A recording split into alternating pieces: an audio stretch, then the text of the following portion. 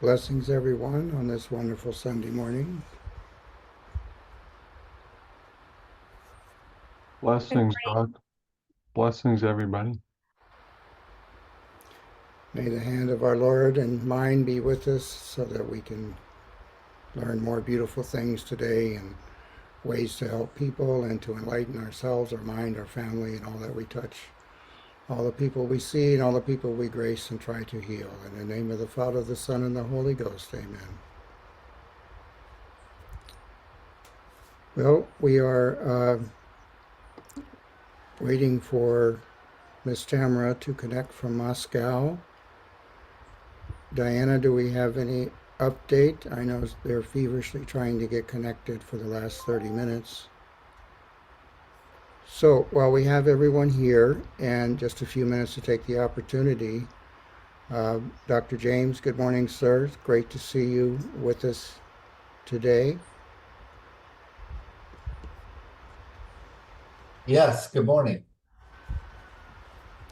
So why don't we take the opportunity here in just a few minutes of the lull while we get connected to Moscow to make some announcements. We've been in touch with Dr. James as well as Dr. Benedict and working on a church location for the next investiture. And if you all want to, to tentatively mark, we're targeting September 7th for the next investiture at the St. James Thomas House of Prayer in Tampa. The date we are informed is open, but we've requested to have that confirmed. So we should have news in the next few days regarding that. And Dr. James is going to make a mention here, and I just want to review with you all where we are with our legal situation as this series of events unfolds leading up to the next election. I think everyone should be very much aware as to the lawlessness that has been unleashed on the United States of late. We have in our church three particular levels of membership formally. The first one is the deacon, of course, where we sanctify you as a healer, and that should give you some pretty good protections as far as working under a religious venue. Most importantly, under that venue is number one, making public notice with the county or state that you're in through a normal Gazette publication for legal notices for 30 days and cementing that as admissible evidence. Hope to pray and God you never need it. That's level number one, becoming a sanctified healer. Level number two, over the last couple of years, with, I would like to say, a lot of effort on my particular part, as well as Dr. Jaramillo, is becoming knighted, is also commensurate with International Geneva Convention's protections as being a registered humanitarian aid worker. And we've had two particular extensive presentations in the past regarding all the legal ramifications, what that means, but suffice it to say, you're on equal footing as a Red Cross volunteer with very extensive international treaties and obligations that you're afforded as being part of that. That's level number two. Level number three, we also, for members that want to go to that level, should go to the next level, become a formal priest under the Church with Father Adao, be formally ordained as a full-blown minister, and have the penitent privilege protections as any priest would have regarding private conversations between you and your communicant, shielding anything that's being said as being privileged information not admissible in a court of law, which, of course, that kind of information could be very damaging, and being a priest with penitent privilege is very powerful protections, to say the least. So that's the three levels that the Church of Hope presents and brings to you. as an opportunity of being a member of this order. And now I will turn it over to Anthony. Anthony, if you would, just briefly state the power of the tribal protections, which now enters another federal arena regarding protections as well. Sure. And if you hear some distraction in the background, I'm in a hotel. So my puppy is with me, and there may be other little background noise. So apologies for that. Glad to be here, though. Let me see if this video will work. Okay, great. It is working. Now it's asking me if I want to speak in Spanish, and I'm going to say no. Dr. J, just to tell you that our guest has entered the Zoom. Oh, okay. So should we come back to this? Because that's why we're here. I think to give it due justice, let's come back at the end of the program. Okay, let's do that. Thank you so much. Be respectful to Tamara. Thank you so much, sir, and God bless you. Diana, would you like to start the presentation, dear?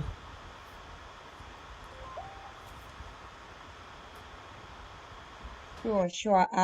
Thank you so much for this great opportunity. Finally, we made it. Тамара Яковлевна, я вас очень прошу, включите, пожалуйста, камеру, мы вас ждем. I just said in Russia that we welcome Tamara into our conference. Thank you, dear. And Tamara, you're free to open the camera if you like, if she has a camera on, as well as the mic. Perhaps you can assist her with that, Diana. Yeah, sure. I will give her a call. Sure. To expedite this whole presentation, I gave Tamara a list of pertinent questions culled from her book in reference to our fabulous course on parasitology. So rather than waste a lot of time back and forth, we decided to just let her present the question and the answer that she gave, and Diana will be doing the translation for that. Then we will follow at the end with question and answers.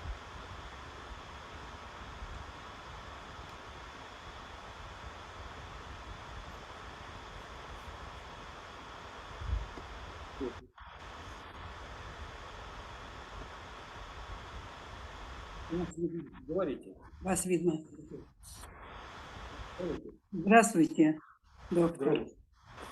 Good afternoon, Ms. Lebedewa. So kind for you to join us today, and thank you so much. We are so appreciative of your presence.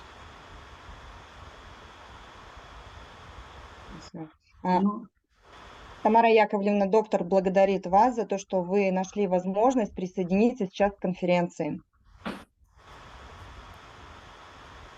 Рада участвовать, и мне приятно, что вы прочитали мои книги и заинтересовались проблемой, которой я занимаюсь более 30 лет.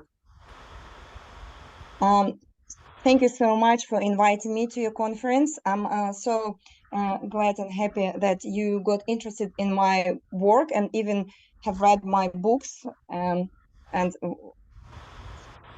thank you once again. Так получилось, что в моем роду в 3 поколениях мои родственники умирали от рака. И я понимала, что следующая очередь моя и моего сына. Поэтому занялась этой проблемой. It happened that in my family, the cancer has killed over a few generations of my relatives. So I realized that this tragedy and I have to try and deal with it on my own. So it became clear that it would be my turn or my son. So, Tamara, дальше вам. Меня не видно. Меня вначале предположила, что возбудителем рака являются грибы кандида. Это белый налет на языке, который есть практически у всех. А если есть на языке, то и дальше в других органах.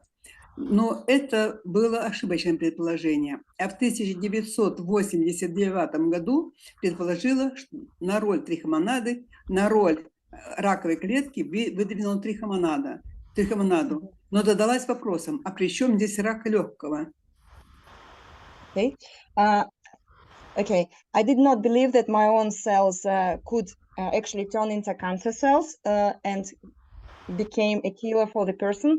So I firstly suggested that it was Candida fungi, because if you have white residue on your tongue, then basically you may have the Candida in different parts of the body. However, in 1989, I realized that it could be most likely Trichomonas flagellata. I'm not sure about the pronunciation. Trichomonas. Trichomonas flagellata, yeah? Yes. Flagellata is correct. However, it was doubtful with regards to the lung cancer. So I wasn't sure because it could be caused by a different issue. Tamara? Тогда я провела большой научно-литературный поиск, ведущий в библиотеках Москвы и Санкт-Петербурга. И оказалось, что в организме человека паразитируют 3 вида трихомонад – ротовая, кишечная, вагинальная. And since then, I made a huge scientific and laboratory research that helped me to discover that trichomonas actually consist of or divided into 3 types, and they have parasitic region in different parts of the body. One of them in the oral part of the body, intestinal part of the body, and urogenital or part of the body. Более того, оказалось, как доказали наши ученые в середине прошлого века, что не амеба простейшая, а жгутиконосцы является родоначальником многоклеточности. Характер питания их за счет воды и углекислого газа одних и за белковое питание других дало начало растительному и животному миру. Трихомонада – это жгутиконосец, но она способна при определенных условиях отбрасывать жгутики, ундулируешь мембрану. Это очень сложно, подождите. Я уже начало самое забыла. Давайте первую часть. Значит, наши ученые... Ученые доказали, что не простейшая амеба, а именно жгутиконосцы, к которым относится трихомонада, является родоначальником многоклеточности.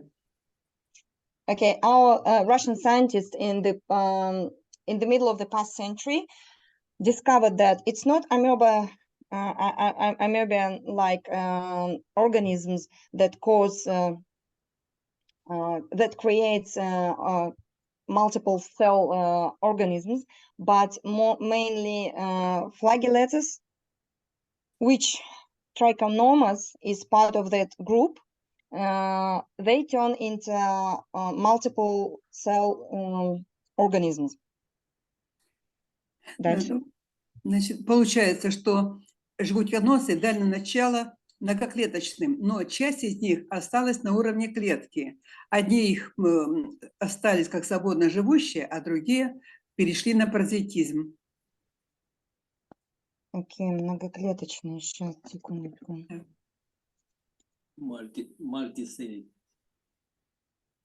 Multiple cell, да?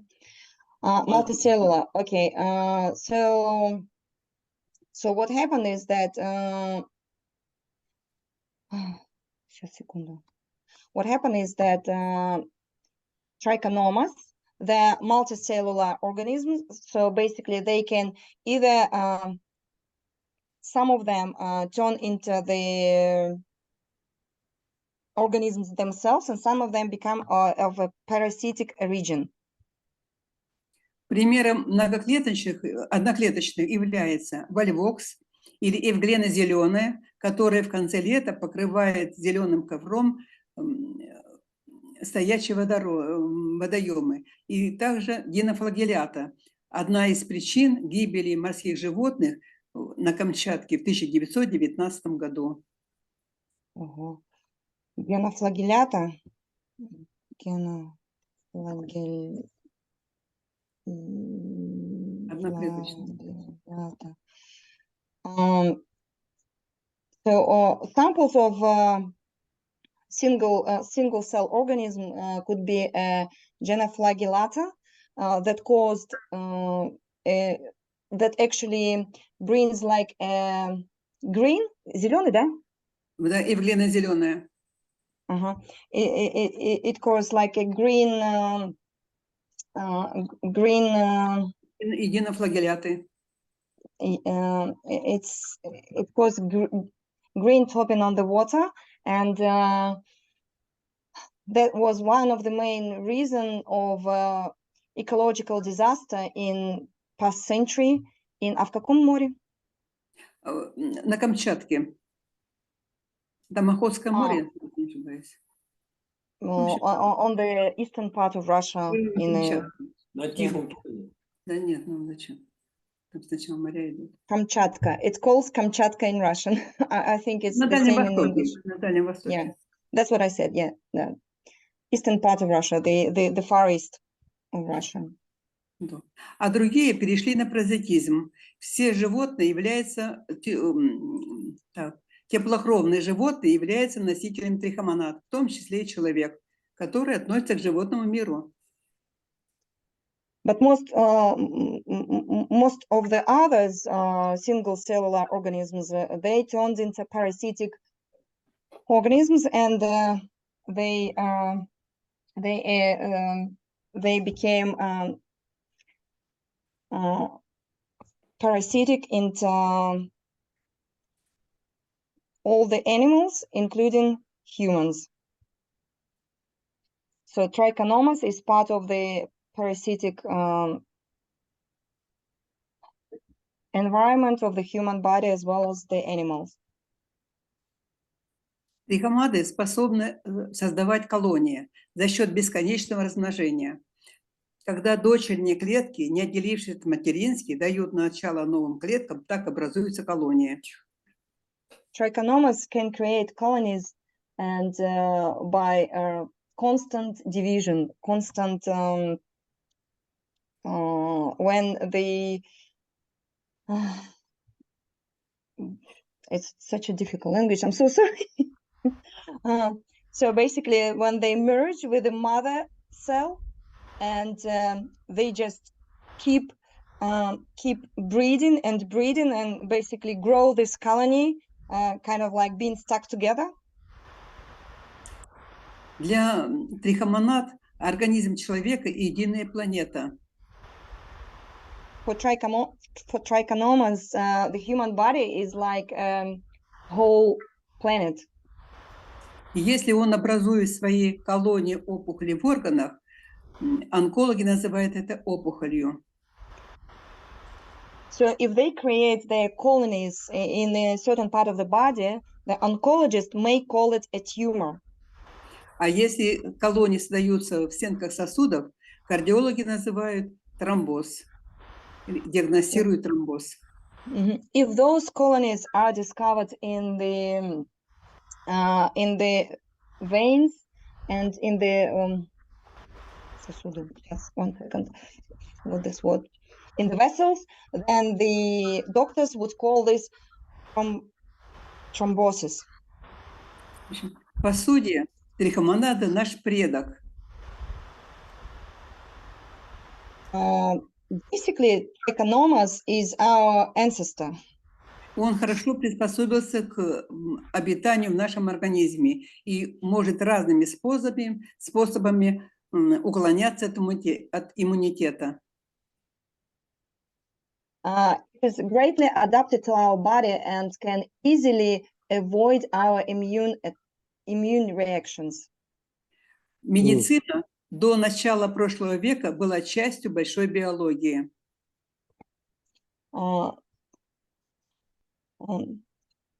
Medicinal studies used to be a part of biology until the beginning of the past century. Но когда удалось справиться с эпидемией чумы, холеры, черной оспы, медицина выделилась из биологии. However, when they managed to deal with the plague, epidemic of plague, epidemic of cholera, I don't know how to pronounce it in English. They divided themselves from biology, and became an independent science. Именно поэтому биологически неграмотные онкологи не узнали в опухоли клетках трихомонаду. That's the main reason why biologically not educated scientists or doctors actually could not distinguish the colonies of trichomonas from tumors or, for example, thrombosis. В 1990 году я подала заявку на открытие о паразитарной природе рака. In 1990, I applied for the patent to register my invention as to register my discovery that the main reason for the cancer-like illnesses is parasites. Вторая заявка была роль тоже, который доказывал, что трихомонада является причиной тромбозов. My second application was made to register discovery that trichomonas cause thrombosis. Но была еще и третья заявка на открытие одновременно о том, что если онкология и сердечно-сосудистые заболевания являются паразитарным заболеванием, то СПИД сверхпаразитарная. СПИД какая? Сверхпаразитарная. То есть рак, инфаркт – паразитарные болезни, а СПИД – сверхпаразитарная. Okay. However, I had a third application, which was another discovery that I made, where I stated that while cancer illnesses as well as cardiovascular diseases could be caused by parasites, so it has parasitic nature, while the AIDS has got a superparasitic nature. Так, СПИД сверхпаразитарный, потому что там два паразита. Трихомонада – паразит человека, и ВИЧ – паразит трихомонады. Именно поэтому он агрессивный. Так, ВИЧ – паразит трихомонады, я даже не поняла по-русски. Нет, трихомонада – паразит человека, а ВИЧ – паразит трихомонады. А ВИЧ – паразит трихомонады. Ого! Да, что делает ее агрессивной. Okay, that's gonna be tough, but let me be slow with this, yeah? So what Tamara is saying is trichomonas is a human parasite, while AIDS virus is a parasite to trichomonas. Could you please, doctor, get back to me and tell me if I explained myself clearly? Because if you explain it in English, I say that this is the correct thought. Сейчас, Тамара Яковлевна, я попросила, подождите секундочку, я попросила доктора, чтобы он объяснил, ну, правильно ли я перевела вот то, что вот сейчас вы мне объяснили, что СПИД – это вирус, который является паразитом у трихомонады. Правильно же, да? Да. Все, сейчас подождем, что он ответит. Хорошо. ВИЧ, да, поэтому СПИД агрессивный.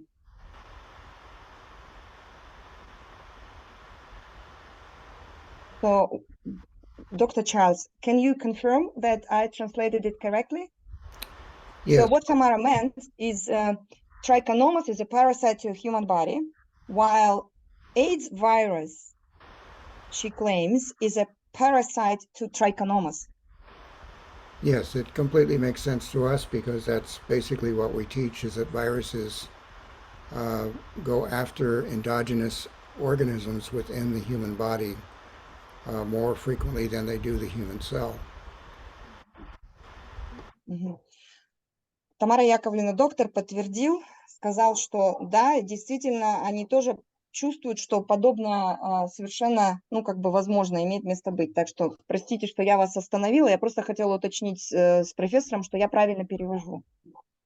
Я в институте вирусологии проводила исследования на генетическом уровне. Институт какой? В Московском институте вирусологии. Вирусология, все поняла. На каком? На генетическом уровне, да? Да. I made a very extensive research in... На клеточном.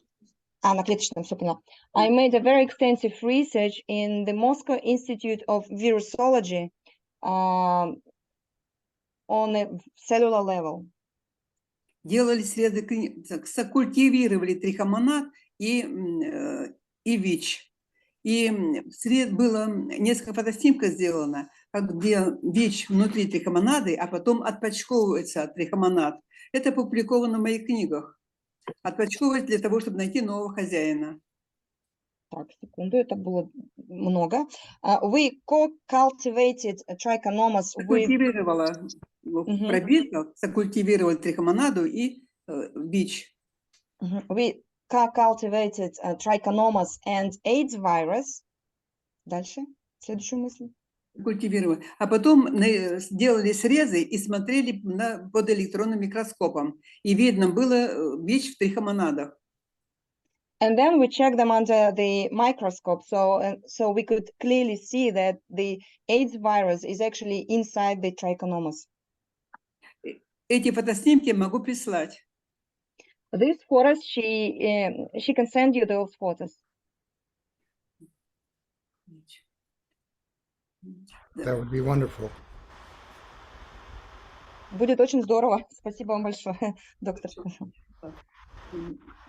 Со СПИДом можно привести параллель с COVID-19. We can compare AIDS with COVID-19. В начале, в феврале, весной до лета 2020 года это заболевание было вирусным. In the beginning, from the spring 2020 till early summer, this illness or this COVID-19 had virus origin. Затем Virus-like origin. Затем коронавирус проник в трихомонады и сделал их агрессивными. И осенью 2020 года, 2021 даже года, была большая смертность, поражение легких. Но легкие разрушали не вирус, а разрушали трихомонады, начиненные вирусом. And then, however, those COVID-19 viruses, they entered into trichomonas, and in autumn 2020, it was a huge death wave caused by lung attack. Oh, no, not attack. What's Infection. the word? I forgot. Infection. Lung infection, which was caused by those trichomonas infected with COVID-19. Lung collapse, I'd say. Collapse in lungs, you know. Теперь готова ответить на ваши вопросы. And I'm very happy to answer your questions, Dr. Childs. Well, thank you. Let me get to the first one.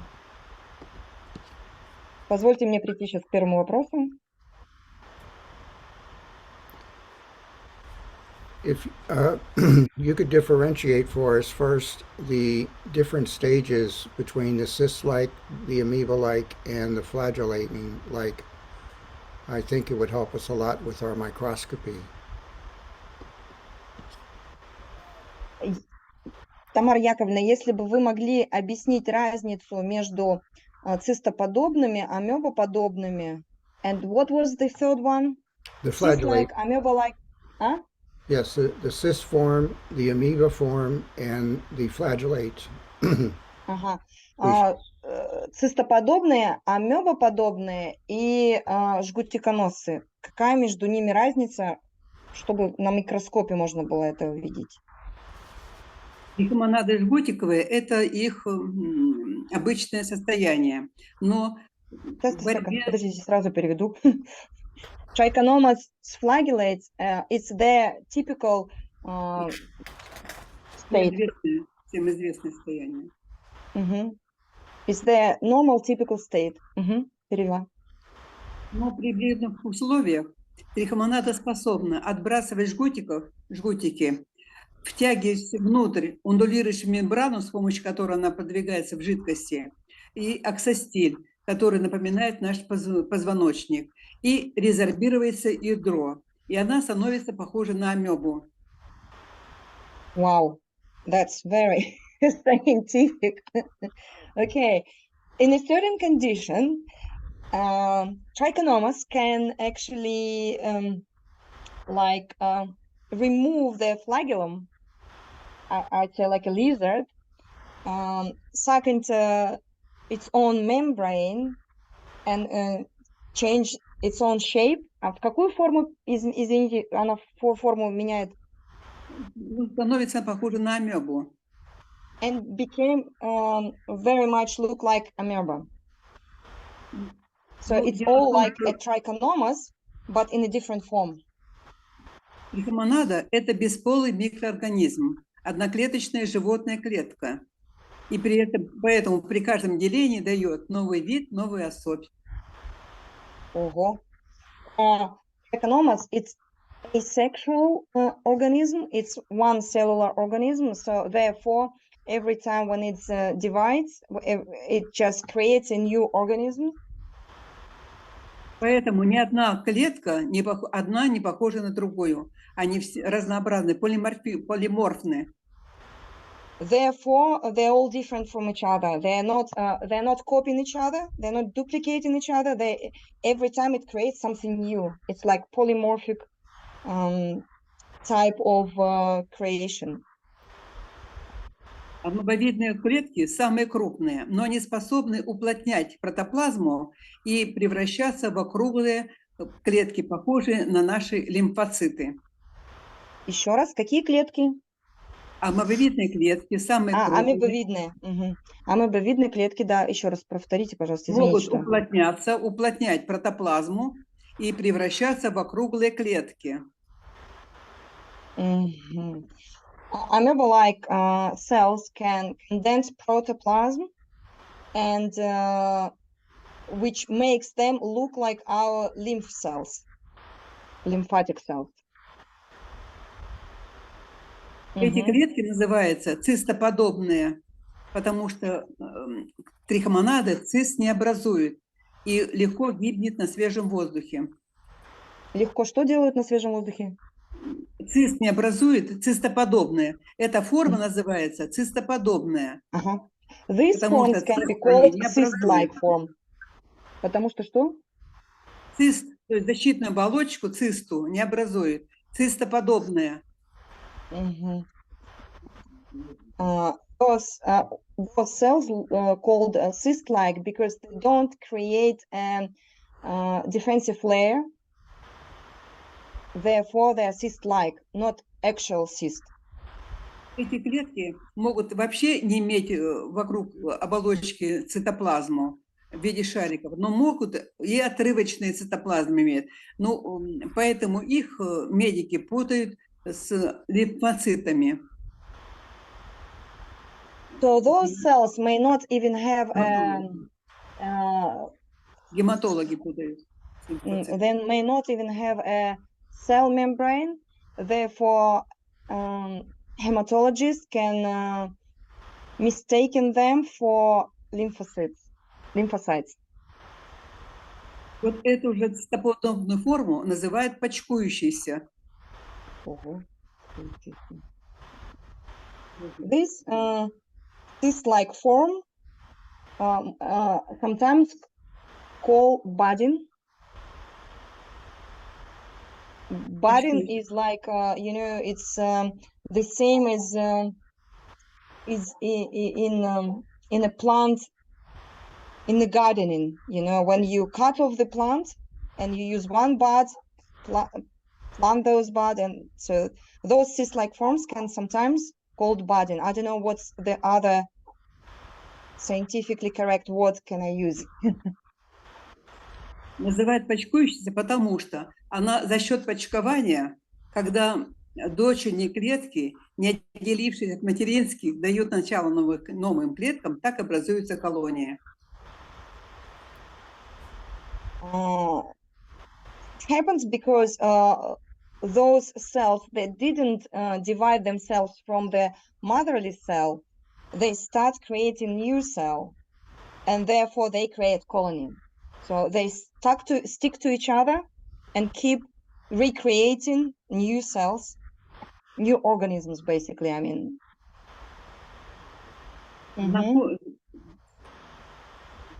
Онкологи, действительно, биологически неграмотные онкологи вначале действительно в трихомонадах, в раковых клетках не узнали трихомонаду. Those oncologists that are not familiar with biology, they unfortunately mistaken those trichomonas colonies for tumor cells, cancer tumors. Yes, I understand that. Do these cells, do you think, borrow DNA from the human body or RNA, or are they more susceptible to external viruses? Как вы думаете, Тамара Яковлевна, эти клетки могут внедрять в себя ДНК или РНК людей и другие вирусы в том числе? Вот вы сказали, что вирусы, а могут ли они также быть переносчиками ДНК и РНК? Думаю, что нет, потому что трихомонада защищается от организма соединительной тканью. Трихомонады живут своей жизнью. Okay. Tamara thinks that it's not possible. They cannot contain human DNA or RNA because they have a very strong defensive connective tissue that protect them from a human body. So she assumes those trichomonas, they live their own life basically within the human body. That's why she called, from their point of view, our human body is like a planet. So Они паразитируют в организме человека и берут от него то, что им требуется для существования и размножения. Because due to their parasitic origin, they live within the human body and they take from the human body everything they need for their own survival and from their own reproduction. В связи с тем, что более 30 лет медицина не признает мои открытия, в октябре 2020 года я подала на Минздрав в суд. Because the medical community refuses to accept my discoveries for over 30 years. They neglect those findings. So Tamara has filed to court on a Russian health organization, governmental organization. Я представила все свои отчеты, которые проводила в 90-90 году на клеточном, молекулярном и генетическом уровне, которые доказали, что раковая клетка – это трихомонада. I showed them all my research that took place in 1990 and 1991 on a cellular, molecular, and microscopic levels. I showed them all the proofs, all the pictures that very clearly prove that cancer is trichomonas colonies. А вот ответчика просила, чтобы в суд пришел представитель Минздрава и представил доказательства, что нормальные клетки способны трансформироваться в раковые. And she asked from the defendants, so basically from our health organization, Russian health organization, to produce proof that human cells can actually turn into cancer cells. Прошла все судебные инстанции. Ни на одно заседание суда представитель Минздрава не явился со своими доказательствами. Их нет. She went through all the court procedures, and there were no single person from Russian health organization who actually presented this evidence to defend. Происходит это потому, что наш Минздрав, как и Минздрав других стран, подчиняется ВОЗ. I assume it happens because our health organization is under World Health Organization. Всемирная организация здравоохранения разделила все болезни на инфекционные и неинфекционные. And World Health Organization has divided all the illnesses into infectious and non-infectious. Инфекционными болезнями еще занимается с помощью антибиотиков и вакцинации. Infectious diseases can be treated, based on World Health Organization rules. So infectious diseases can be treated with antibiotics as well as vaccination. Инфекционными болезнями занимается, от них умирает 71% населения. And unfortunately, 71% percentage of human population is dying from those infectious diseases because, as we understand, antibiotics as well as vaccination is not really treating it. А раз они неинфекционные, возбудитель не выявляется, значит, они не борются с ними. Because those illnesses are not really caused by infection, therefore this treatment is not helpful. А неинфекционные болезни – это рак, сердечно-сосудистая патология, инфаркт, инсульт, диабет, артрит, артроз и многие другие. То есть те болезни, которые люди страдают. Неинфекционные, да? Да, Тамара Яковлевна, неинфекционные, вы говорите, рак? Да, неинфекционные болезни – это рак, инфаркт, инсульт, диабет, артрит, артроз и так далее. Non-infectious diseases is cancer, heart attack, arthritis, stroke, and others, which also a very huge portion of death caused by those illnesses. Медицина борется с симптомами, предлагает улучшать, отказаться от вредных привычек, улучшать питание и так далее. А самих паразитов, возбудителей болезней, с ними не борется никто, кроме меня. Traditional medicine, unfortunately, has chosen like preventative or they're dealing with symptoms rather than with the actual cause themselves. And also recently they have started giving some recommendation with regards to the lifestyle, diet, perhaps even supplements. However, they do not deal with parasites or parasitic diseases at all. Yes, we understand that. I have a couple of questions. Does she consider diabetes an infectious disease? Тамара Яковлевна, а диабет это инфекционное заболевание?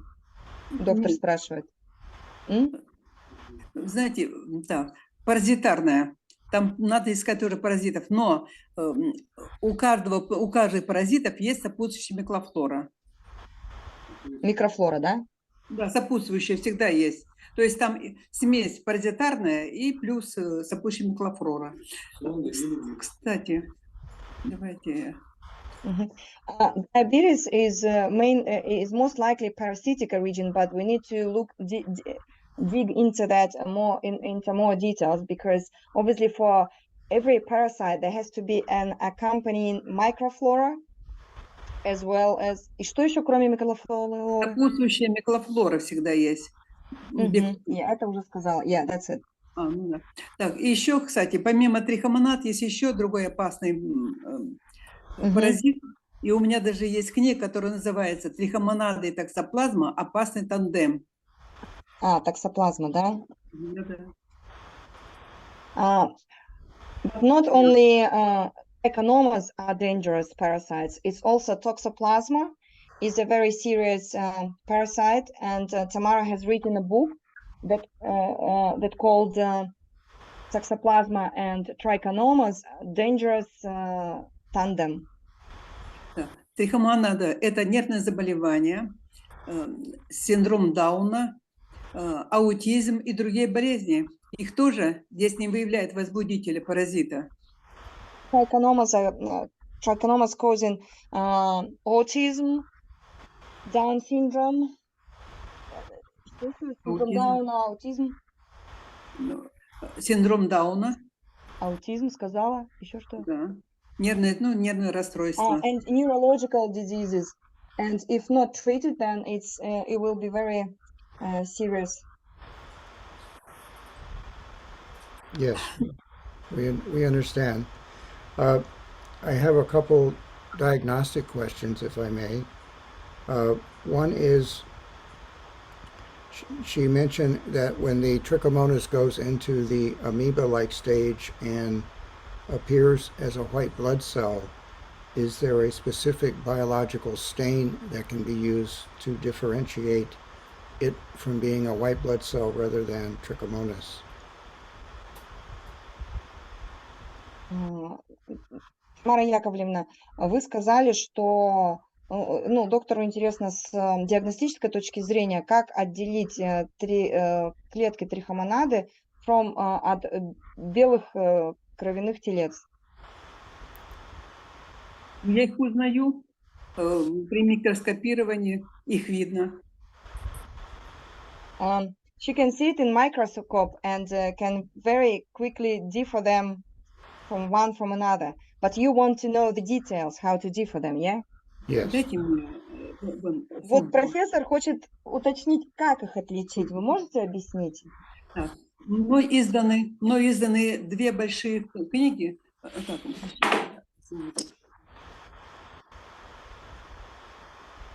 Tamara said that she published two very major books, and she probably went to get the book and show the pictures, maybe. I understand, yes. In other words, Diana, what I was asking was, for white blood cells, we generally have a stain called GIMSA. I was just wondering if there was a specific stain that targets trichomonas itself, a special biological stain. Does that make sense? What stain? But what's the first word you said? GIMSA. GIMSA stain. GIMSA. Yeah. How to spell it? Because I don't understand it. GIEMSA. GIEMSA. It's a blue stain that makes white blood cells look blue in the microscope as well. It is used also in malaria to stain malaria. I understand. It's like a color, yeah? Something color, that you add. Yeah. It's a dye. Sorry. It's a dye that helps you see it under the microscope. I was wondering if there's a specific dye for trichomonas. All right, cool. Yeah, I'll ask her when she get back. Тамара Яковлевна, вы меня слышите, да? Да. Профессор спрашивает, То есть для того, чтобы различать, допустим, кровяные клетки, они используют определенный краситель. Ну, как бы вот он называет его генса или женса, что-то такое. Есть ли какое-то вещество, которое можно окрасить или каким-то образом, ну, чтобы можно было понять, что вот это вещество используется на трихомонадах, и это точно они таким образом проявятся? Сейчас я для начала покажу. Вот трихомонада. Жгутик, цистоподобная, амебовидная, жгутиковая. Видно? Чуть-чуть повыше еще сделайте. Так, вот, да. Вот. So these are trichomonas. Верхний какой у вас? Цистоподобная вверху, The top one is cyst-like, а посередине?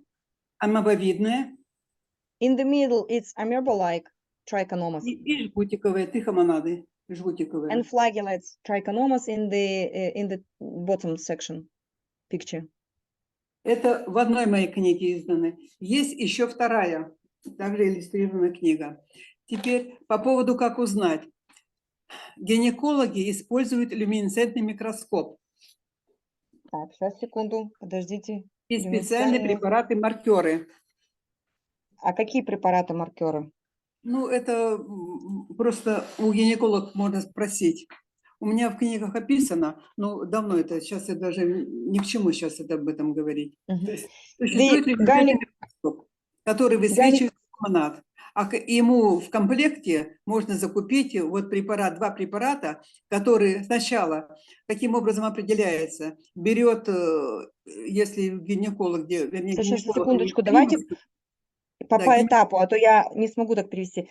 Значит, у гинекологов есть люминесцентный микроскоп, да? Он за рубежом называется флуоресцентный, называется. Флуоресцентный, да. The gynecologist has got a fluorescent microscope. Да. Дальше. Так. Гинекологи выявляют трихомонад с помощью этого микроскопа. Но я просила здесь врача-гинеколога, которая брала анализ крови. И так же, как делается анализ крови, она сделала мазок крови женщины после курсов химиотерапии. So these gynecologists using those microscope can actually spot trichomonas, vaginal trichomonas. And Tamara asked one of the gynecologists to check, проверить кровь, да? После... Это гинеколог по специальности, но она стала, как вам сказать, частным врачом. Поэтому позволила вот это... И она проверила конкретно клетки, кровь пациента после... Она взяла из пальца кровь, растерла на предметном стекле и зафиксировала ацетоном, то есть залила ацетоном. Ацетоном. So, just a second. She took a blood of a patient, a cancer patient, from the finger prick, from the finger, put it on the glass and fixed it with acetone. А затем обработала по очереди двумя препаратами. And used two stains, one after another. But, а вы знаете, какие препараты? Вот, посмотрите, сейчас посмотрит, потом скажет. Там вот люминесцентный микроскоп по оглавлению найдите. Так, какие-то препараты. Они продаются в Москве, но у них тоже достанут. Так, значит, препаратами и смотрела в микроскоп, и трихомонады высвечивались. Okay, so basically those two chemical compounds, they were sold together with this microscope. So it's like kind of general thing. So when she used those stains on the blood, so she could clearly see in this fluorescent microscope trichomonas in the blood cells. И мне звонит и говорит: Тамара Яковлевна, там сплошные трихомонады. And she called Tamara and said, Tamara, they are just all trichomonas in this blood sample.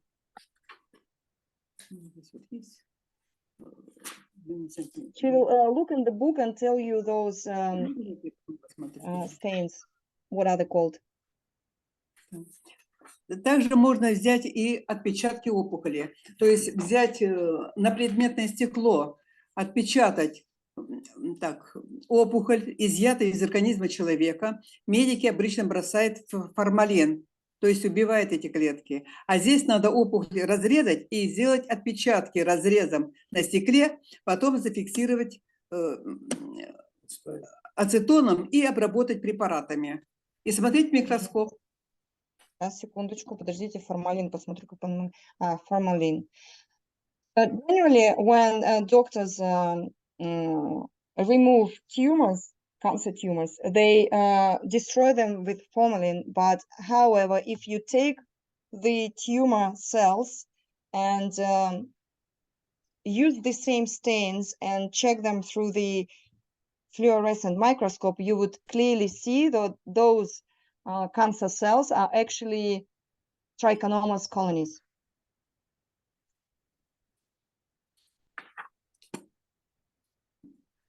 Ну вот, то есть для того, чтобы убедиться, исследуйте кровь, значит, надо иметь люминесцентный микроскоп, и по инструкции, я думаю, что вы в интернете найдете, что используют гинекологи для выявления трихомонад в мазках. То же самое сделать с препаратом крови. So Tamara says that basically you can get this fluorescent microscope and even look this information on the internet, what type of stains gynecologists use to discover trichinoma cells in the vaginal discharge. So basically you take the same stains but use patient's blood and do the same procedure as gynecologists do. Doc, if you could please confirm to me that it's clear, if you can explain in your scientific language in a better way.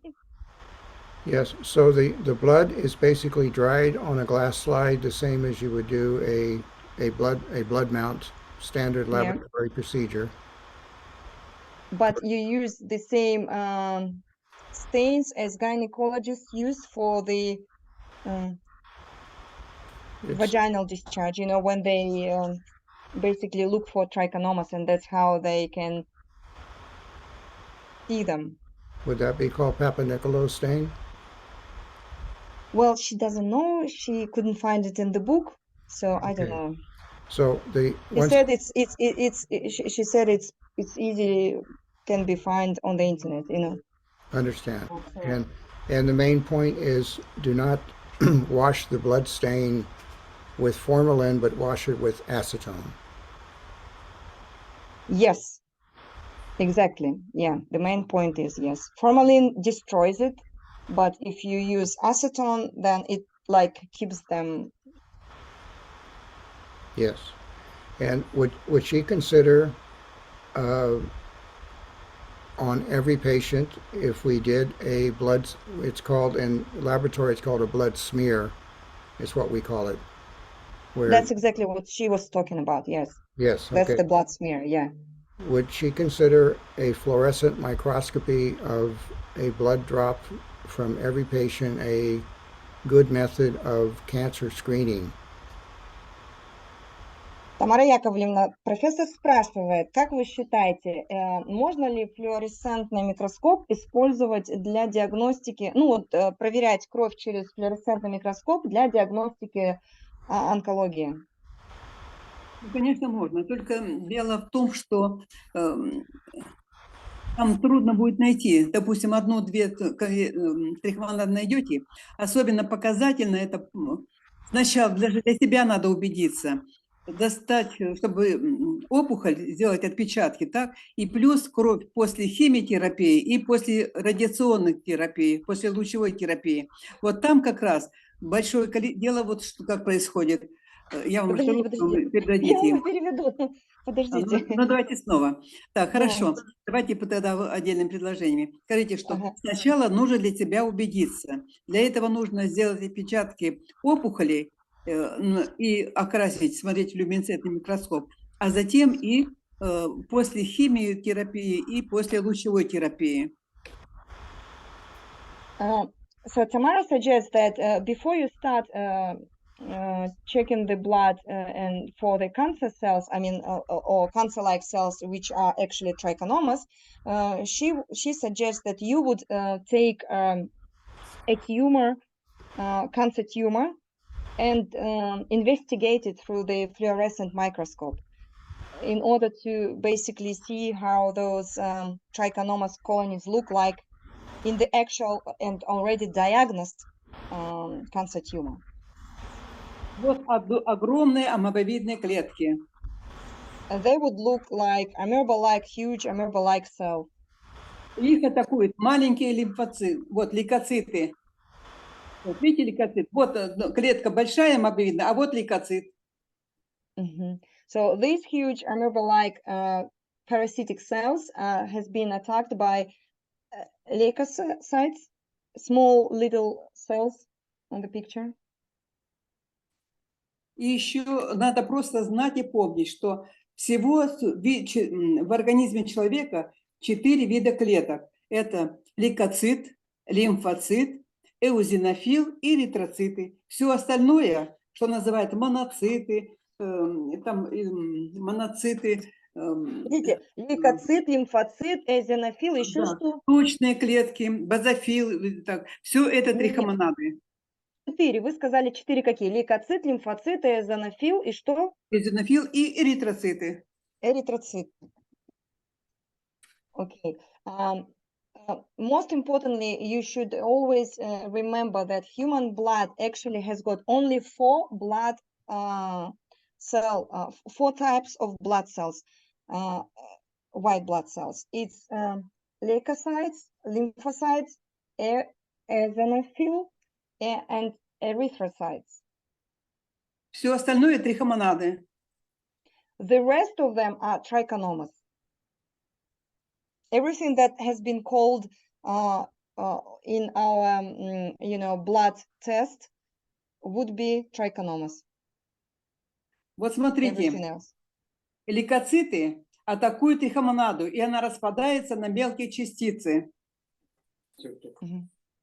Leukocytes attack trichomonas, and they are it's Вот она destroying into трихомонада. mass. Вот These are trichomonas. эту клетку медики, гематологи называют моноцит. This particular cell, hematologist called monocyte. However, it's Вот trichomona. лейкоциты атакуют трихомонаду, ее атакуют. Вот это уже распалось на мелкие частицы. Вот здесь распалось тоже. These pieces that she showed, it's destroyed trichinoma cell. Yeah. Медики называют это пластинками крови. На самом деле это частицы трихомонад с хроматином, поэтому они это живые клеточки. Кстати, это один из способов. Those parts, doctors normally called platelets of the blood. However, these are just I'll tell you what it is. These are just remainings of the trichomonas. Это один из способов выживания трихомонад. Распад на мелкие частицы, как трихомонады сохраняют свой вид. It's one of their survival mode when they decay or disintegrate, not decay, disintegrate into small parts. They basically start growing again. А вот лимфоцит, округлое ядро с ободком цитоплазмы фагоцитирует тромбоцит.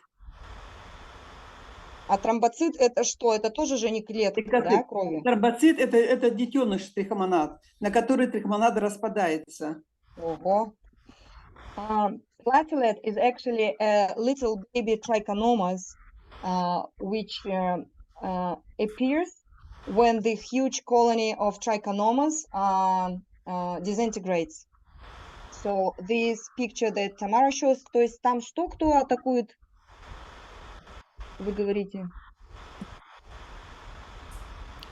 So my question is, how does one differentiate a blood platelet from a trichomonas? Because we see blood platelets quite often in our live blood microscopy, and some are relatively, I would say, lifeless. They just appear free floating, and some actually have the flagella wiggling as they go across the screen.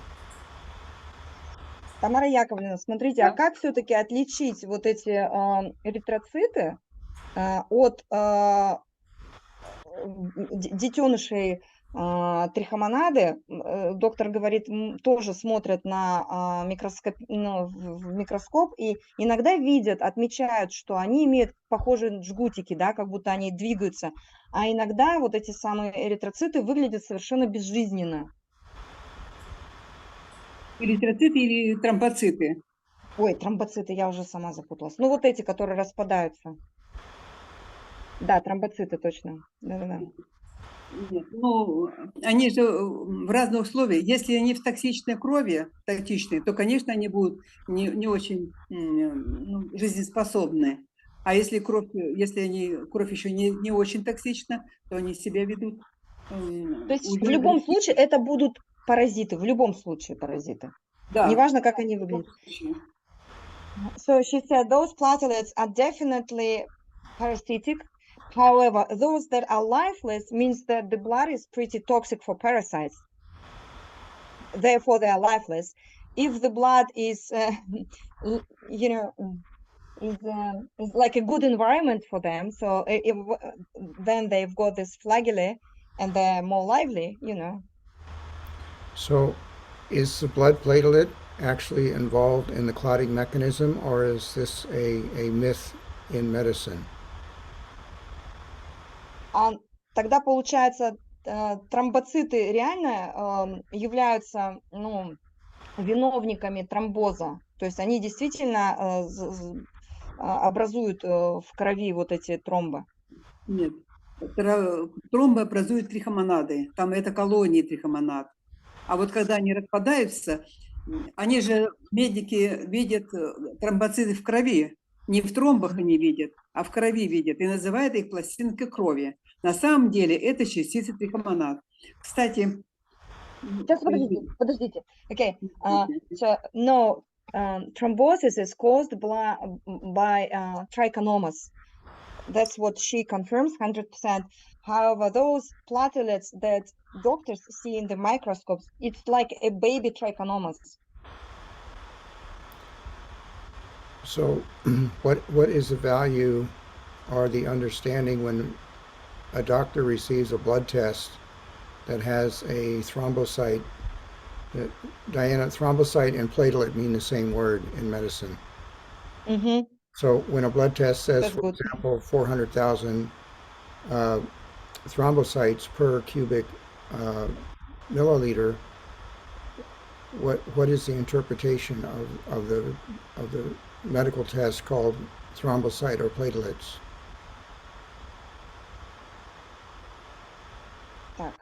Okay, I'll try. So you're saying that there is a specific blood test that is done to check to measure the amount of thrombocytes, yeah?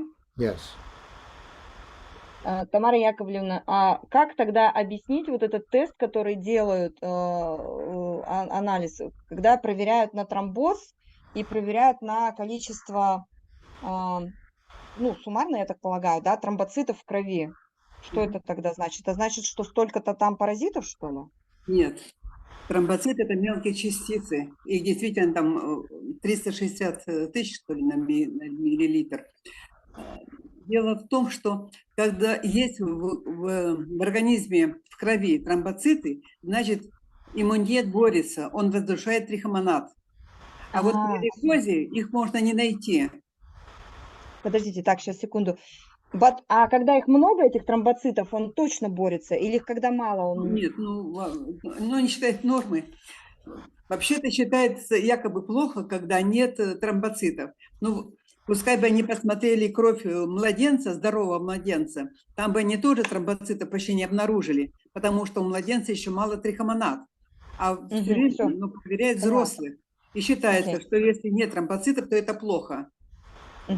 So if the blood sample contains platelets or thrombocytes, it doesn't mean it's bad. It actually means it's a good reaction, because thrombocytes, it's like disintegrated trichomonas, means the body reacts to trichomonas and try to disintegrate them. If doctors would look into the, for example, newborn blood, so they would hardly ever find any platelets in the newborn blood, because it wouldn't have the baby wouldn't have that many trichomonas, within the body. Right. Therefore, there wouldn't be many platelets. However, if the level of platelets is low, very low, it means that the body cannot fight trichomonas. Right. Смотрите, тромбоцитов может не быть в двух случаях. Если организм чистый, как у детей, и когда лейкоз, когда в основном крупные трихомонады, амебовидные, там жгутиковые трихомонады, вот в двух случаях бывает. А так, когда есть трихомонады, но организм борется, тогда есть и тромбоциты. Okay, there are only two cases when the blood sample would not contain or would have a low level of platelets. It's one of them, it's a newborn baby, because most likely it's just a pure blood and the baby does not have many trichomonas. And the second case is when the person is suffering from leukemia. It means that the body cannot actually fight the trichomonas, and leukemia cells, or the blood, it's a huge colonies of trichomonas. Смотрите, вот жгутиковая трихомонада в крови. Она форма веретенообразная. Чуть повыше. Ага. Да, вот так вот. These are Веретенообразная flagellate трихомонада trichomonas in the blood. с жгутиками. Вот идет размножение, называется отшнуривание. Не почкование, а отшнуривание. Вот. These, just a second. Unlacing is one of the methods that trichomonas use to breed. Так, а вот смотрите, лейкоцит фагоцитирует целую цепочку из 3 тромбоцитов. And this picture shows when leukocyte cell actually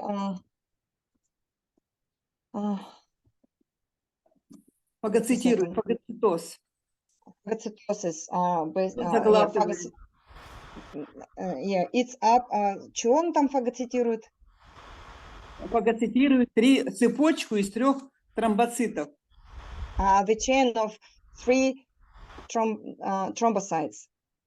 То есть, если бы это было кровяные, свои родные пластинки, то лейкоцит бы не стал их захватывать и уничтожать.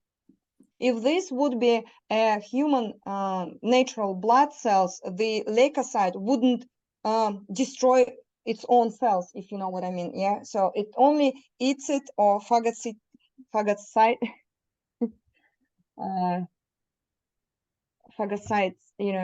phagocytes them because they are foreign origin, basically parasitic origin.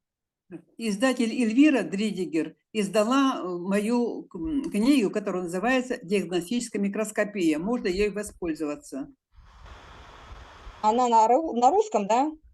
Нет, на немецком. На английском нету, да? Нет, на английском она к маю издает электронный вариант, книгу, мою книгу, там есть фотоснимки. So the book Diagnostic Microscopy by Tamara has been published in Germany, in German language. So in that book you can find all the descriptions and the pictures. Yes. The one that she showed you. На английском называется «Возбудитель рака открыт». И она издает специальные конференции к маю месяце. Какая еще раз скажите? На английском языке небольшая книга называется «Возбудитель рака открыт». Возбудитель рака открыт. And there will be one book published in English. На английском языке. Специальная конференция на это Cancer делает. pathogen is discovered. With the name cancer pathogen is discovered. Который вы хотите к майской конференции, да, предоставить? Это она специально спешит, дает в Her publisher электронном... is preparing this book for the forthcoming conference. Yes, and please tell Tamara that we will put all the guests in touch with the German publisher to get her books. Тамара, большое спасибо, что порекомендовали вот эту вот немецкую книгу на немецком. Обязательно свяжемся с... Делегируй. Да, с... И английская книга будет уже. But the English book will also contain some information. Cancer pathogen discovered, that would be its name. So the publisher at the moment currently is in a rush to make it ready by May. Thank you. So I have just a few more questions, and one from the audience. Would Tamara consider Trichomonas a pleomorphic organism in the microbiological sense? Тамара Яковлевна, вы считаете, трихомонады, они полиморфные с точки зрения микробиологии? Да, конечно. Я говорю, Yes, при for каждом sure. делении новый вид, новая особь. Они бесполые. They asexual, they don't have any gender, and therefore they're polymorphic. So they are pleomorphic. Yeah. Yes. Но их все равно легко отличить. Я говорю, это ошибка придумывать различные другие названия клеткам, которые не узнали. Есть только вот 3 белых вида, и 4 это красные травяные тельца. So that it should be clear that if you know exactly how the 4 types of blood cells look like, then all the different other cells that you may mistaken for the blood cells would be considered as just different shape of trichomonas. А убедиться в этом можно с помощью микроскопа, флуоресцентного микроскопа. And the best microscope to test it is a fluorescent microscope. Okay, I got that. So let's for the audience, let's repeat the 4 main types of cells in the blood. One would be the erythrocyte. Тамара Яковлевна, давайте мы сейчас повторим еще раз 4 клетки кровяные. Это эритроциты. Нет, лейкоциты. Лейкоциты. Лимфоциты. Лимфоциты. Yes. Лейкоциты. Эозинофилы. Лимфоциты. Эозинофил. И эритроциты. And erythrocytes. А лейкоциты двух видов: сегментно-ядерные и палочкоядерные. Но их легко узнать по их ядрам. So erythrocyte, lymphocyte. The third one is Eosinophil. Eosinophil, or I don't know how to pronounce it in English. monocyte. No. Monocytes is it's definitely trichomonas. We'll spell it for you. Polymorpho. Eosinophil. How to pronounce it? Yes, the polymorphial nucleoside. So the monocyte is actually a trichomonas. Yes. The third one is eosinophil. A eosinophil. Okay, Yes. I'm so sorry. Yes. Eosinophil. Yeah. got it. So erythrocyte, lymphocyte, eosinophil, and polymorphic nucleocyte. Leukocyte. Leukocyte. Yes. Okay. Вот смотрите, вот лимфоцит. These are lymphocytes she shows. Вот смотрите, вот лимфоцит, Мгм. круглое ядро, вокруг него цитоплазма, ровная по всему контуру. А вот это трихомонада, которая похожа на лимфоцит. А как определить? Вот So внизу you showed in one трихомонада. piece is these are trichomonas, and the other one is lymphocyte Вот это круглое ядро, вокруг ободок по всему because контуру. it has got. Сейчас, секунду, подождите, перейду. Lymphocyte has got a very round nuclear and a very distinct shell. Yes. Мгм. Это была трихомонада цистоподобная, и у нее часть протоплазмы разуплотнилась до цитоплазмы. Видите, только с краю получается, с одного краю. Это уже трихомонада, цистоподобная трихомонада, которая And this, начала сейчас, разуплотняться. секунду. Сейчас, секунду, сейчас это сложно. And this one that looks like lymphocyte, but it's actually a cyst-like trichomonas because it has got a different density on one side. So it's not even. Understood. Да, все, доктор понял. Спасибо вам. So the last question, because I know we're going on a bit of time, regarding treatment of or destruction of the trichomonas, we get good results as a rule with Trichomonas vaginalis using Lugol's iodine. Мгм. Does Just she a have- second. Yes. Yeah, what's the question? The question is, can Lugol's iodine be used internally to treat trichomonas? Мгм. Тамара Яковлевна, относительно средств борьбы с трихомонадой, непосредственно профессор обнаружил, что люголь, ну, это такая форма йодовая настойка, да, йодовый, люголь йодовый, он хорошо разрушает вагинальные трихомонады. Соответственно, он спрашивает, можно ли этот йод, йодистый люголь или йодовый люголь принимать внутрь, чтобы, например, разрушать трихомонады внутри. Ну, йод нужен в основном для одно дело пробирка, где гибнут они и в клюквенном соке, и другое дело в организме человека.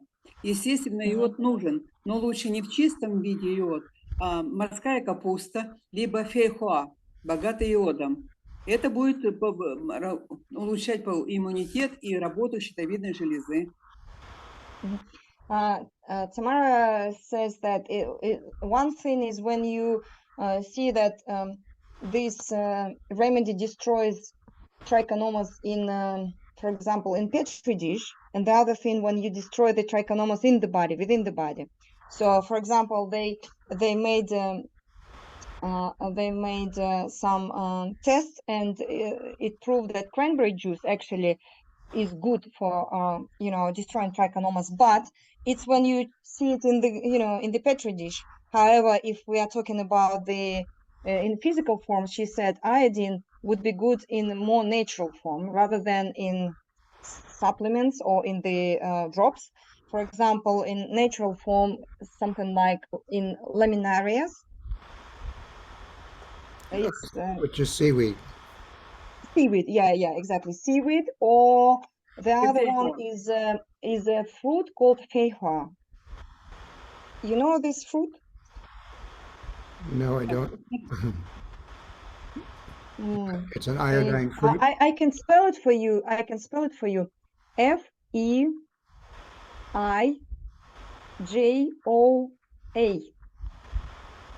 It is. We get it in our supermarkets sometime in September and October, and it actually has got a huge, very good source of iodine. So that's F-I. Feijoa.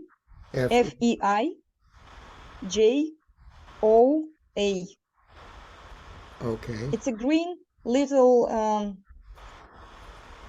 Fruit. Berry.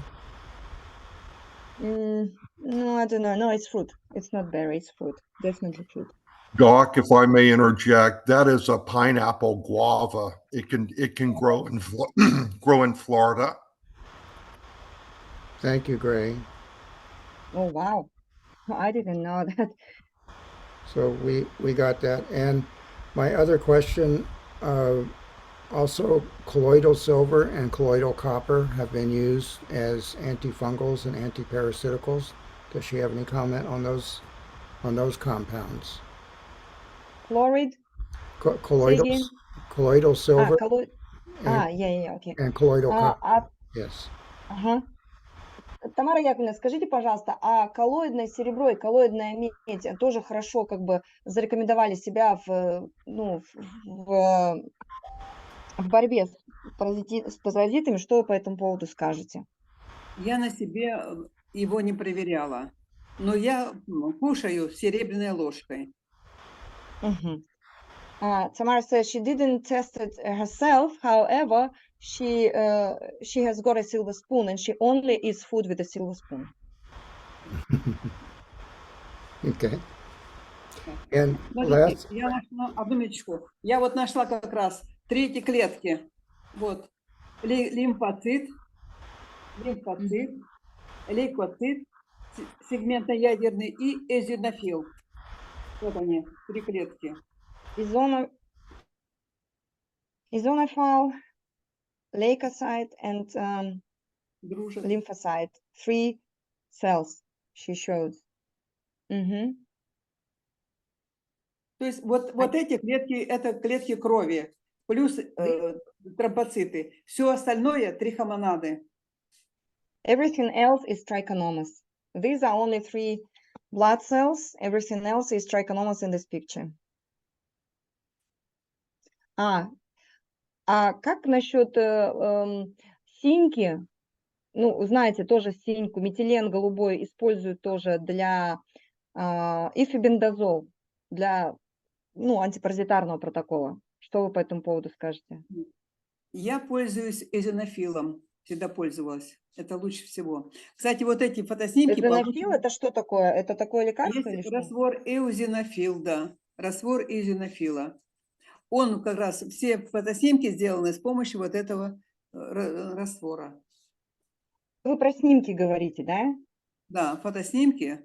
Ну, препараты, Нет, которые... я спрашиваю про препараты, спрашивают в аудитории, СМС написали по поводу антипаразитарных вот каких-то, или вот, допустим, укрепления иммунной системы, чтобы иммунитет человека сам справлялся с паразитами. Например, есть такое средство, как метилен голубой, синька у нас в России, в Советском Союзе называется зеленка, синька, да? Только такой же синий. Его несколько капель растворяют в воде и пьют внутрь. Что вы по поводу этого средства скажете? Или фебендазол? В любом случае, синька не уничтожит трихомонад. She doesn't think that methylene blue will destroy trichomonas. yes, okay, thank you. And just two last questions and we'll call it the day. Number one, Jim Humboldt in Africa showed quite good effectiveness with chlorine dioxide on treating malaria. I was wondering if she thought that would be worth a try with trichomonas. That's the second one. And the second question is the... Wait a second. Let's start with one. Yes. Тамара Яковлевна, один из врачей в Южной Африке, кажется, использовал для малярийное, как антималярийное средство диоксид хлора. Скажите, может быть, это тоже можно против паразитов использовать? Что он использовал? Диоксид хлора. Хлора? Диоксид. Диоксид хлора. Диоксид? Хлорный изюм. Да нет, это отрава для человека. И еще, там паразит трипанозома. Паразит крови, не трихомонада, а трипанозома. И опять же, то, что можно убить пробирки, это не значит, что можно человеку это кормить этим человека. Да. Нанеси Нет, вред. диоксид хлорида, это не та соль, про которую вы подумали. Это средство, которое сейчас используют как антималярийное. А трипаносома это что вы сказали? Это паразит, на которое Паразит крови, да? крови. Да, это Мгм. паразит крови. If the type of trichomonas that is within the blood calls trypanosoma. And Ну, she doesn't think that chloride dioxide can actually treat parasites within the human body. She says it's a big difference if you test it in the dish, in the petri dish, or in outside the human body rather than within the human body. But she didn't test it basically. Understood, and thank her for that. And last question is blood electrification, like Rife therapy or high voltage application to the skin, some form of blood electrification. Does she have any experience or comments on that method? А что вы скажете по поводу воздействия на кровь электрическими импульсами и, допустим, вот такой вот способ, например, лечения? Иглами, да? Нет, электрические импульсы. Электрические. Я могу говорить только про то, в чем я уверена и что проверил на себе. Вот эти все методы, о которых до этого говорила сейчас, я на себе не проверяла, сказать не могу. Но уверена, что все равно это не противотрихомонадное средство. А какие тогда противотрихомонадные? А вот это я сказала, это государственная тайна нашего государства. Okay. So she didn't test those methods, so she cannot comment. Therefore, she said, I can only comment on those methods that I tested myself, that I used on myself, but she is not ready to reveal them. Understood. Well, we would like to thank you, Ms. Lebedewa, very, very much for your time and your patience and your presenting and answering questions for us. It was a remarkable session today, and I'm sure everyone in the audience and future audiences will be very, very grateful for the time that you've spent with us today. Тамара Яковлевна, спасибо вам огромное за то, что вы нашли время и терпение присутствовать сейчас на конференции с нами на интервью. Огромная благодарность вам за информацию, которую вы предоставили. Это большая честь для нас, всех слушателей, которые сейчас собрались, и всех, кто будут смотреть это в будущем в записи. Так, одну минуточку. У меня вопрос. Яна. She's got question. Да, задавайте. Скажите, пожалуйста, какие ваши возможности вот помочь мне и вообще и себе, и вашим слушателям, чтобы так, реализовать мои открытия? Okay. Tamara is wondering, what possibilities do you have to help and promote her investigations, her discoveries? For example, among... Еще раз спросите. Тогда и лечить будем именно трихомонад. And then we may consider treatments for trichomonas or different, types of trichomonas, depending on your possibilities. What possibilities do you suggest or do you have? Если освободить человека от трихомонад, то они еще будут образовываться не опухолем, не тромбом. И если еще и других паразитов, то и другие болезни будут повержены или излечимы. So if we can heal humanity from trichomonas, then the people will stop getting cancer tumors, and they will definitely be cleared from thrombosis. Yes. With Tamara's permission, we will edit today's presentation and put it up on Rumble or YouTube, and plan subsequently a second meeting if she likes, maybe 60 or 90 days from now, so that the audience is much wider and we can get the word out. we will certainly do everything in the alternative medical community where all of us have a lot of connections. Мгм. Тамара Яковлевна, смотрите, доктор предлагает, если вы дадите разрешение, то вот это интервью можно разместить на платформе Rumble, и еще какая-то есть альтернативная платформа. И доктор предлагает также, есть возможность, допустим, то есть вы про какие возможности спрашиваете? Возможность осветить эту тему, Любые, которые популяризируют будут новые знания. осветить, безусловно, можно постараться, потому что есть связи с различными изданиями, с различными, ну, как бы, как сказать, журналистами, которые особенно заинтересованы именно вот в альтернативной медицине, да, потому что, ну, как мы уже с вами понимаем, традиционная медицина слишком сильно отдалилась от самой сути лечения, да, вот. И если вас вот эти возможности интересуют, можно еще раз, допустим, через 60, может быть, дней, 60-90 days, Dr. Charles, you said in 60 or 90 days, yeah, in 3 months. Yes, to give some time for some publicity, and I will also work with the publisher, with Tamara. They've been very gracious with us, and we will coordinate a wider audience. То есть доктор говорит, что месяца через 2-3 будет возможность, то есть, ну, 2-3 месяца нужно для работы, чтобы собрать большую аудиторию, больше придать огласку этой проблеме и, ну, как бы образовывать публику, образовывать людей, привлекать больше врачей именно к обсуждению вот этой вашего, естественно, вашего исследования и вашего открытия. Мне бы больше, я не могу сказать, у меня получится. Я не сильна в технике. Вот сейчас мне помогли, Николай Накенович помог, не знаю, согласиться на другой раз. Это во-первых. А во-вторых, ну, вот говорю, что согласиться.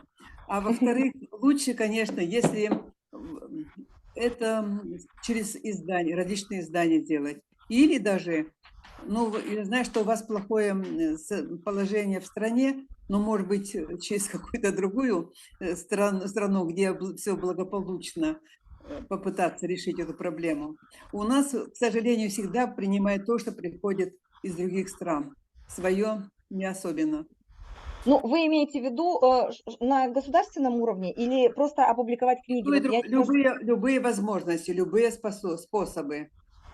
Хорошо. What Tamara is asking is that she is not sure whether she'll be able to take part in the next conference. It depends on the technical issues. You know, if everything will go smoothly, then you know everything it will be great. However, she asks whether it's possible, for example, to publish her books in or to facilitate publishing her books in different countries. That's one question. Another question is, for example, whether you have connections with governmental authorities in any other countries, not necessarily in states, but maybe some other countries, and have the discussions with them on a, on a governmental levels. И еще, но, пожалуйста, не давайте мои координаты. Для меня это опасно. However, do not share her details or all the details that you have with Tamara, her emails or any other details, connection details, because it's pretty unsafe for her. Well, that's very kind and generous. I do have a comment for Tamara. I have very good connections with the government here in St. Kitts and Nevis, including the ministers of health, and we could offer her an all-expense vacation to St. Kitts Nevis, and I could introduce her to the Minister of Health, who also happens to be the Prime Minister, and to remind her that St. Kitts and Nevis does have formal diplomatic relations with Russia. I'm sure we could make a very important political opportunity as well for making Nevis a trichomonas diagnostic center, which I can do in my clinic. We have here, and I will show many microscopes Just a available. second. Can I translate the first part? Yes, yes. Тамара Яковлевна, доктор, у него очень большие связи в государстве Сент-Невис энд Китс. Именно в этом государстве острова Сент-Невис энд Китс у него клиника как раз. Вот он показывает на экране фотографию, да, своих микроскопов в клинике. Он знает и премьер-министра этого государства, и министра здравоохранения Сент-Невис энд Китс, и более того, это государство в хороших дипломатических отношениях с Россией находится. Вот, и, по-моему, туда даже не надо из России визу делать, да. И он с удовольствием бы вас приглашает. Do you mean you would cover the expenses, travel expenses? Yes, the order would Of cover the course. expenses. Yes. Даже вас приглашают приехать туда, посетить и центр, и познакомиться с министром здравоохранения и с премьер-министром. Они оплатят вам поездку, и, возможно, как вариант, даже открыть центр на базе вот больницы доктора, которая у него там есть, вот он показывал, да, в микроскопы, где открыть, допустим, центр диагностический, там, трихомонад, как-то вот такое название. Спасибо. Повторите государство какое? Сент-Невис и Китс. Невис и Китс. Здесь, вот, вы знаете, сказали по поводу хороших отношений с Россией. Я отправляла обращения и к нашему премьер-министру, и президенту, но они не доходят до них. Все забирает Минздрав и хранит у себя и замалчивает мою проблему. Вот если бы министр, вернее, премьер-министр этого государства с нашим премьер-министром связался и сообщил о том, что здесь сделаны такие открытия, которые тормозит Минздрав, вот это было бы хорошо. А от поездки спасибо за приглашение, но я не поеду никуда. Тамара Яковлевна благодарит за приглашение поездки. Она никуда не поедет точно на такое далекое расстояние. И говорит, если такая возможность есть, лучше, может быть, поспособствовать через вашего, допустим, министра здравоохранения, что он поговорил с министром здравоохранения России и попросил все-таки обратить внимание на ее исследования, потому что ее исследования не доходят до власти никоим образом. Ну, то есть... В том числе это I'm министра. sorry. Господи, Тамара Яковлевна, я говорю по-русски, я уже все, у меня уже... I'm so sorry. I speak Russian to you, assuming that I speak English. So Tamara is saying that she thank you so much for the opportunity. Unfortunately, she will not be able to make this trip. It's such a hike. However, she'll appreciate greatly if, for example, your Ministry of Health would connect to Russian Ministry of Health if there is a possibility as such, yeah, and for example discuss these discoveries of hers, because unfortunately she whenever she tried to reach the a high level of governmental officials, she never had these chances in her life because all her papers get stopped by the Ministry of Health in Russia. Not the ministry itself, but the governmental organization. I don't know whether the Minister of Health actually has known about it or has been, acknowledged about those discoveries. So someone, perhaps in the beginning, stops it. Спасибо, всего доброго. Спешим. Thank you so much and goodbye, she says. До Thank you, свидания. Tamara. Thank you very much. Можете отключить. Well, thank you, Diana, for the wonderful translation and opportunity. And please assure Tamara that I know people I will start contact with tomorrow to make introductions to the Ministry of Health here and speak about liaison opportunities with the government and move forward with that specter. And don't forget, we have Stuart Swerdlow also who can help us assist with that, with his connections as well. Yeah, sure, yeah. He actually says that he could have a chance to even come to Russia. That would be fine too. We could do a Congress in Russia as well. Actually look forward to that someday in the future. So that is certainly on the table as well. How many in our audience would you put in your chat? Would you be interested to travel? Diana, we would have it in Moscow or St. Petersburg. I don't know. Any city you choose. Any city. Okay. Я рада, что вы все осознали, потому что для медика это трудно осознать то, что я говорю. И я рада за вас, что вы умный человек, понимающий.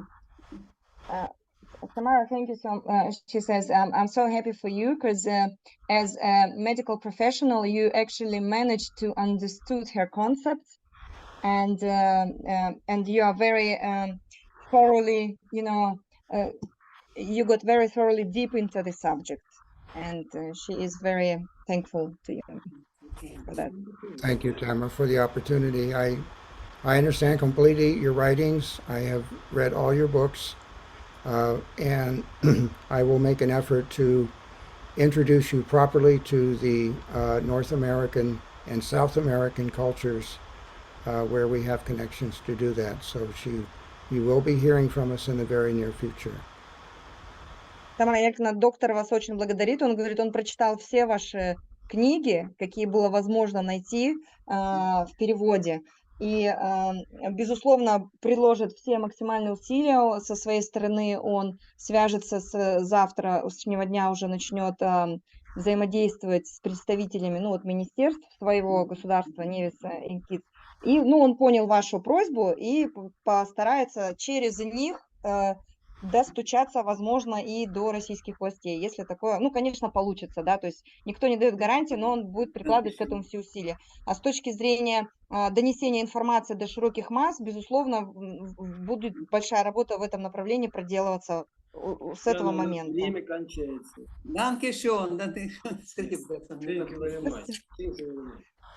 Вы отключите себе камеру, отключите. Просто нажмите внизу, там камера и микрофончик. Да. Отключите и все. And thank you, Nikolai, for helping everything.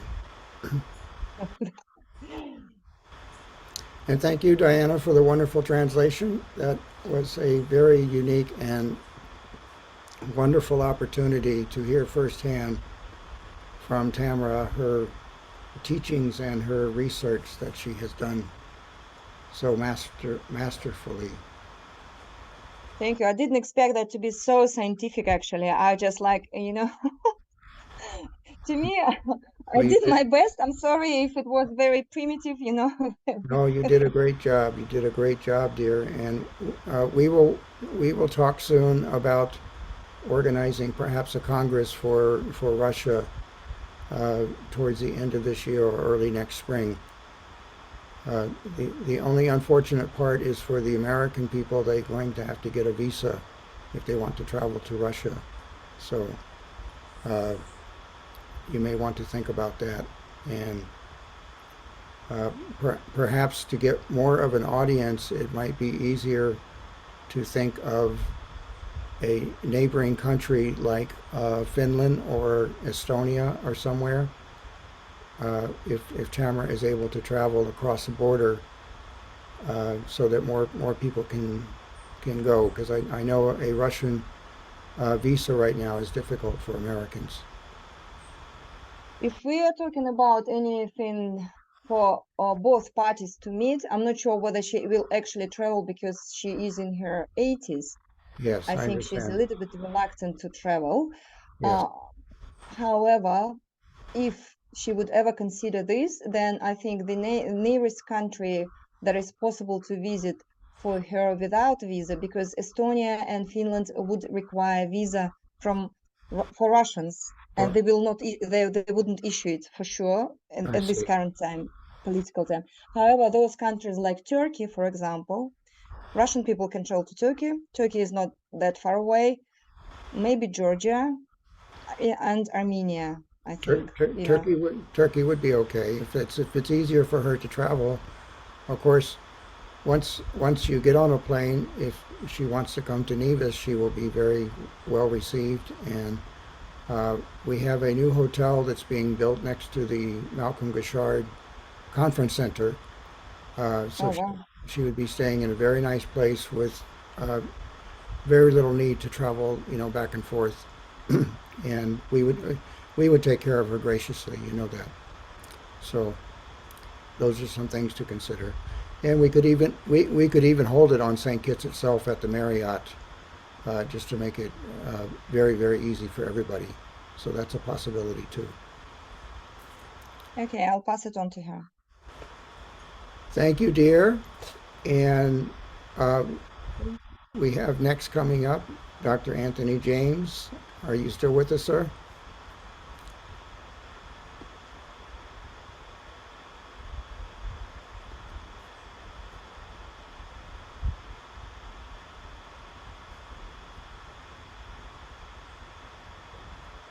Okay, if you guys will just bear with us for a couple of minutes, to make a couple of points and then move on. Was there anything in specific that you wanted me to get real quickly while we have everyone here? Just specifically to let people know that if they want to get the tribal protection, they need to get with you right away to get enrolled in the course and start completing the course material, because that's mandatory, of course, to become tribally inducted.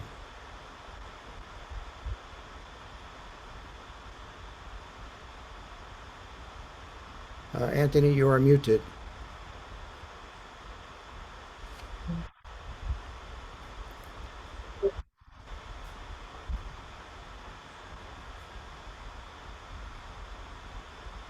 We're not hearing you, Anthony.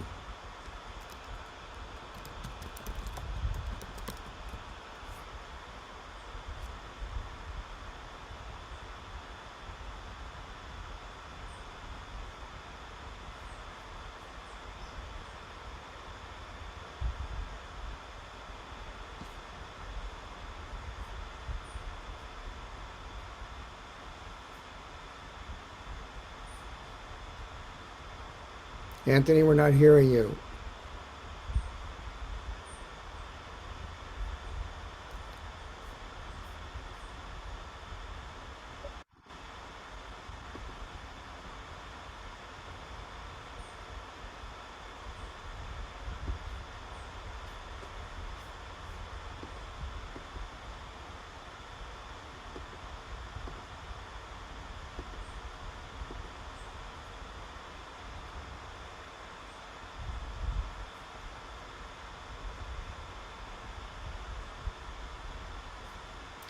Is anybody hearing Anthony? I'm not hearing him anything. No, we No. don't hear him either. I think he's working on his connection. Okay.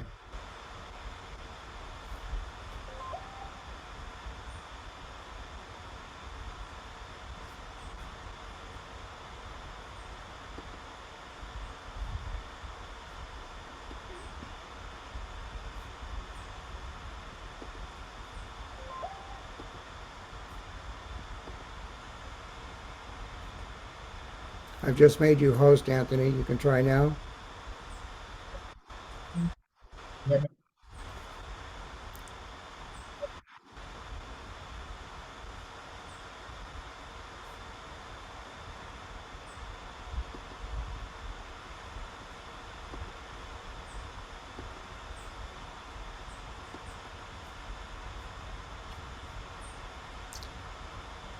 So we're not hearing Anthony. Are you hearing him at all, anyone? No, sir. He says he has mic No. problems. Yeah.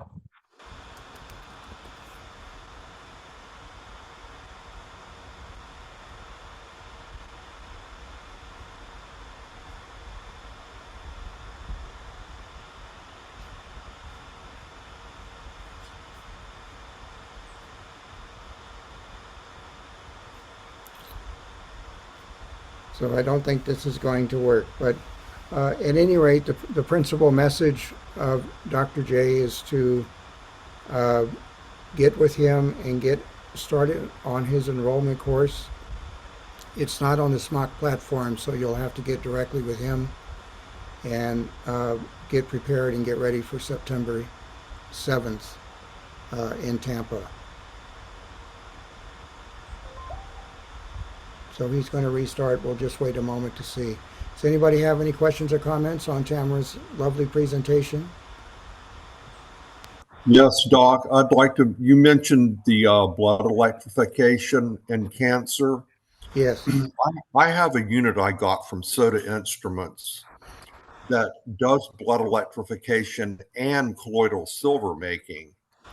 And the article was total cancer remission through blood electrification. I'm not using that right now because it does cause an electroporation of the cells, so it will exponentially potentialize any toxins or drugs in your system. Even garlic can be too much. And one of the problems with the blood electrification is that the fat in the small intestinal tract and behind the eyeballs somehow is shielded against the blood electrification. And any microbes absconded there will then return and reinfect the system. But it also has a magnetic pulsar with 100 ohms of electromagnetic force that you can use that will kill the microbe in the eyeball and the intestinal tract. You just run it over that area, pulsing it. And so, yes, it does work. And I'd also like to mention that Oriental Materia Medica that I mentioned to you. I've been meaning to get back. I've been so busy lately. But amaranth, ornamental amaranth, coxcomb, is also listed as a trichomonocidal element. And in fact, I just bought some tiger leaf amaranth at the farmer's market from an organic grower. And so I just thought the Gerson green drink with Dr. Gerson's cancer therapy, he Yes. made mention in his book that he has seen cancer go into remission from just the use of green drinks alone.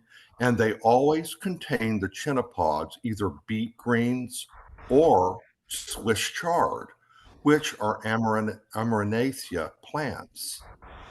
So in fact, and no one really knows what the element in there that is trichomonocidal, so to speak. It could just be the oxalic acid. I've heard even the use of beetroot juice remissing cancer, Yes. but it'd be worth a study. Yes, it would. And what plant did you say the ornamental? I laughed. It was Celiosa, which is basically ornamental amaranth that was listed. As I say, there is a God and there are angels. I was just thumbing through it again and came upon it. And I imagine any amaranth plant. In fact, there's a wild one in Florida called pigweed that we're always stepping on barefoot out on the farm. And I've actually juiced that. In fact, I just went and got some recently after reading that and put that in my green drink, which is a wild Amaranthaceae plant. Well, thank you for that. You're welcome. Dr. J, are you back on?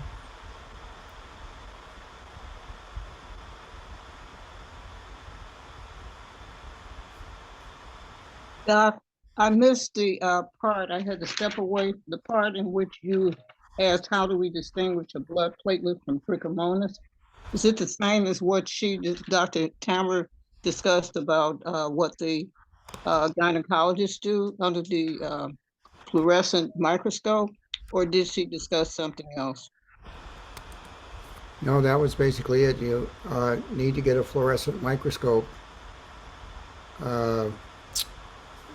which I have researched. They are very expensive, and the cheapest ones out of China are about $3,000 to $4,000. If you buy them in the States, I think they go upwards towards 10. So something we'll look into. Fluorescent microscopy is one of the newer esoteric microscopes out on the market, so that's something to look into in the future. But I will do the research, of course, on that here today, actually. Dr. J is unable to connect, so did everybody get the basic instructions to contact him?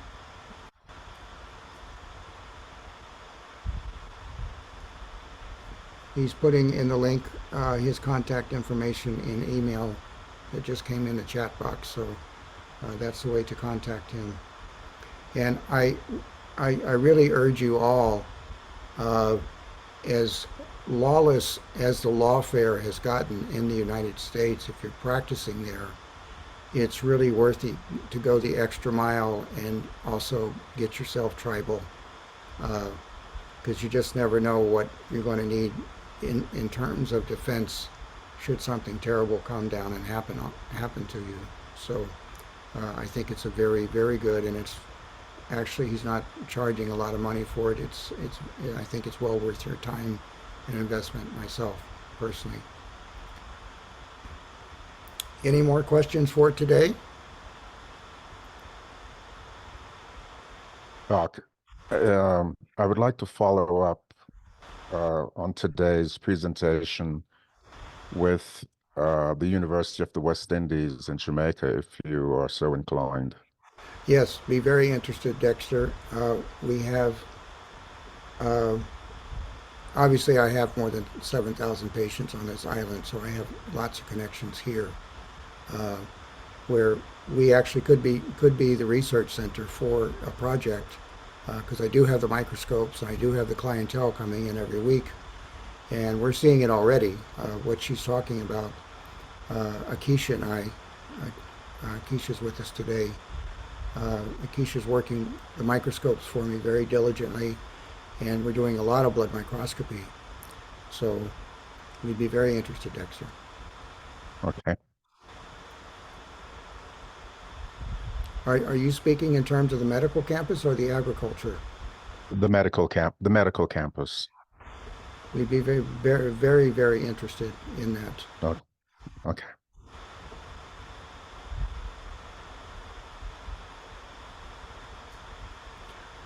Well, lastly, I also want to convey to you, and we'll have another talk about it in the near future, but the building plans for the property here, Castle Bay Villas, were approved this last Friday, day before yesterday, finally, after several trials and tribulations, but we're on our way. And also, I think I mentioned to you all that anyone that takes residence here on the compound will be covered under a naturopathic license. So the whole compound is naturopathically licensed by government. And I also met with our fellow SMOC member, Rennie Boussu, with Dr. Denzel Douglas, the former Prime Minister, who is now Minister of Foreign Affairs, but still remains and of course has influence because he is a medical doctor with the medical board. And our letter is taken to the cabinet for the facilitation where the citizenship by investment program will be merged with the application for medical license, so that the vetting process that government goes through will not be split into two different departments, which is what has been the rule of late. And it takes an inordinately long time to become licensed as a medical doctor here. And we have promise from Dr. Douglas, and we also have learned we've got the support from also the existing Prime Minister, Dr. Drew, who is also a medical doctor, has pledged his support verbally for the project, so that somebody that moved here in the Federation with economic citizenship can apply for medical license conjointly, and they will be approved at the same time. There's no other Caribbean island that does that. So they do agree with me, and they do want to promote medical tourism in St. Kitts Nevis. So golden opportunities have opened up for us here just in the last month or two. So I expect to receive that letter very soon, announcing that facilitation and approval by cabinet, and we're on our way to creating, for the Sacred Medical Order, a complete community here, a genuinely medical monastic community with the full support of government. So that has been accomplished. We have done it. So blessings to you all this wonderful day. It's been a great 2-hour session being with you today. And we'll be having a follow-up class on the bombshells that Tamara has dropped. I don't know if you all understand the gravity of what she said, but the fact that she's saying that the monocyte is the trichomonas and the platelet is a stealth potential organism of tricho.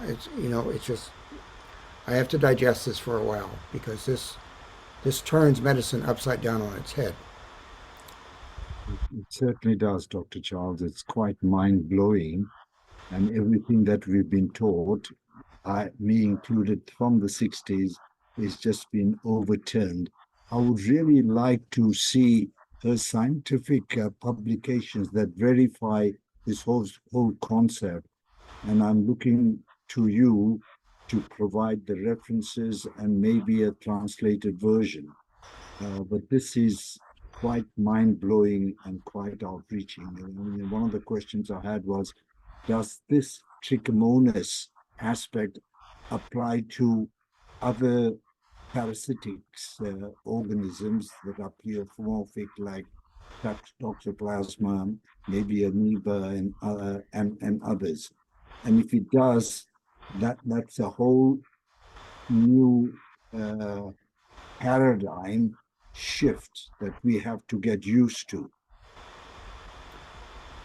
Well, thank you for chiming in, Dr. Gokul, because let's recall that this concept of the blood platelet is not exclusive to Tamara. It also was proposed by Gunther Enderlein with his studies in pleomorphic organisms, and he made the statement emphatically in his publications that the platelet was an extraneous exit protein from the bone marrow that actually had its origin in the fungus mucorrhasmosis. And were it not for the symbiotic relationship between mammalia and mucorrhasmosis, there would never have been the possibility of evolution of the blood flowing system of the mammal, because it couldn't clot. So Tamara has basically confirmed Enderlein's early thesis back in the 1920s, but she's saying that it's trichomonas.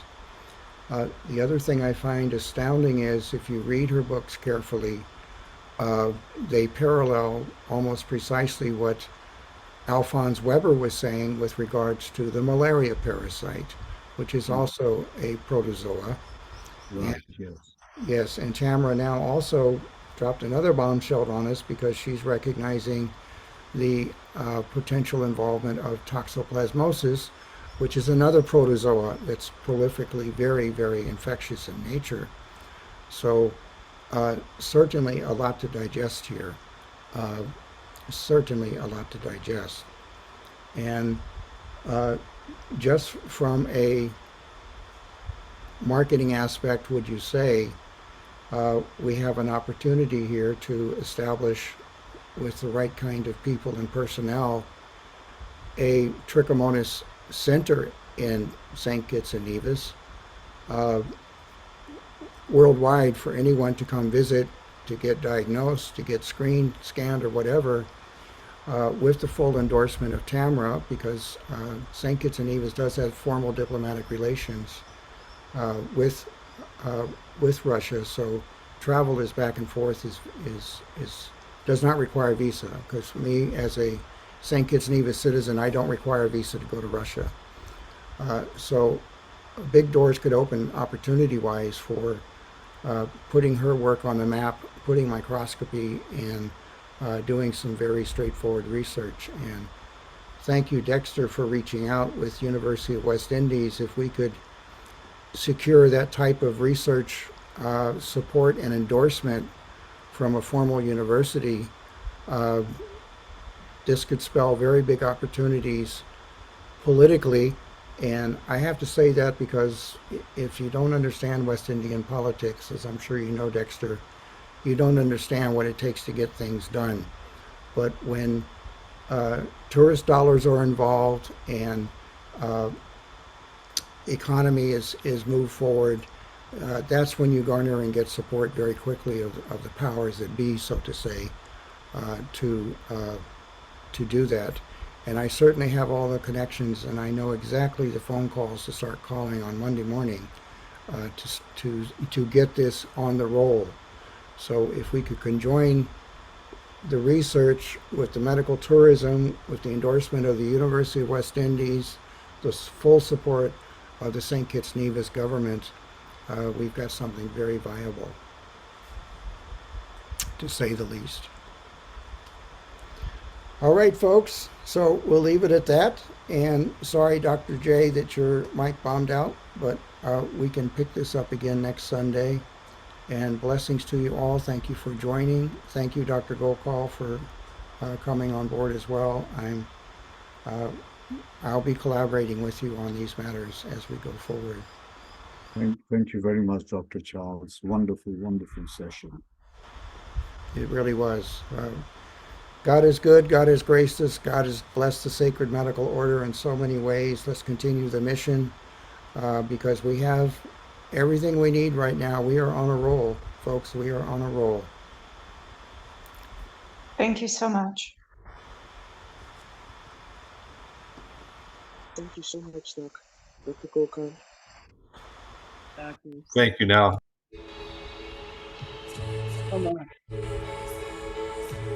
Thank you, Doc. Thank you, Frank.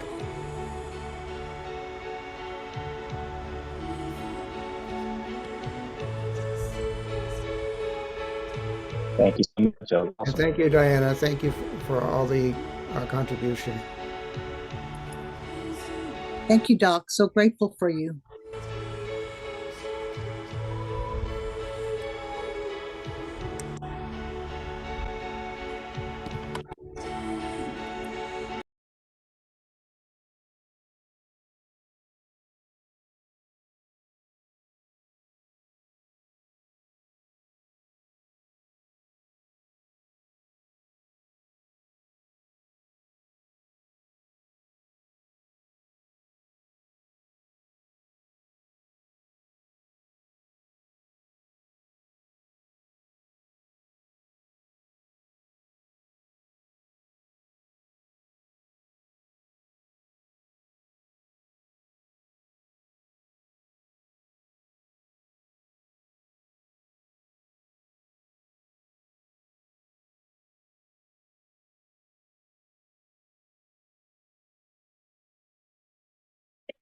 Okay, we're at a 5-day training session. We're on the second day, and this is going to be an introduction to all the various microscopes we work with here so that you all can get a bird's eye view of how it works. And let me start with this particular unit here. This was donated to the Pan American School by, thank you, sir, by our beloved brother Eliezer Ben Joseph.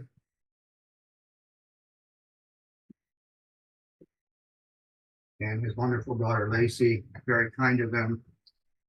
We have been using this microscope. This is a Biomedics brand, and I take it in this day it was quite expensive. And it is a handy microscope, but it doesn't have clarity. But the nice thing it has, it gives a nice big screen for the blood to shock in all the patients. So comparing that with all these other microscopes that I've had down through the years, you want to scan around, Julian? We'll show them. I've been doing microscopies for a very long time. I've got a whole closet full of old microscopes I worked with I've spent tens of thousands of dollars on microscopes. And they work, but everything is small. Today, the name of the game is a video camera that expands the view, so you can take something that's 400x and actually get it all the way up to nearly 2000x in magnification size.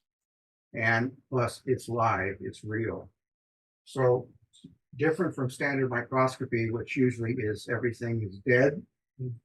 They put it on a slide, they stain it, dead, and then they look at it, and the only thing they're going to be able to interpret from it is what they have been told they're looking at.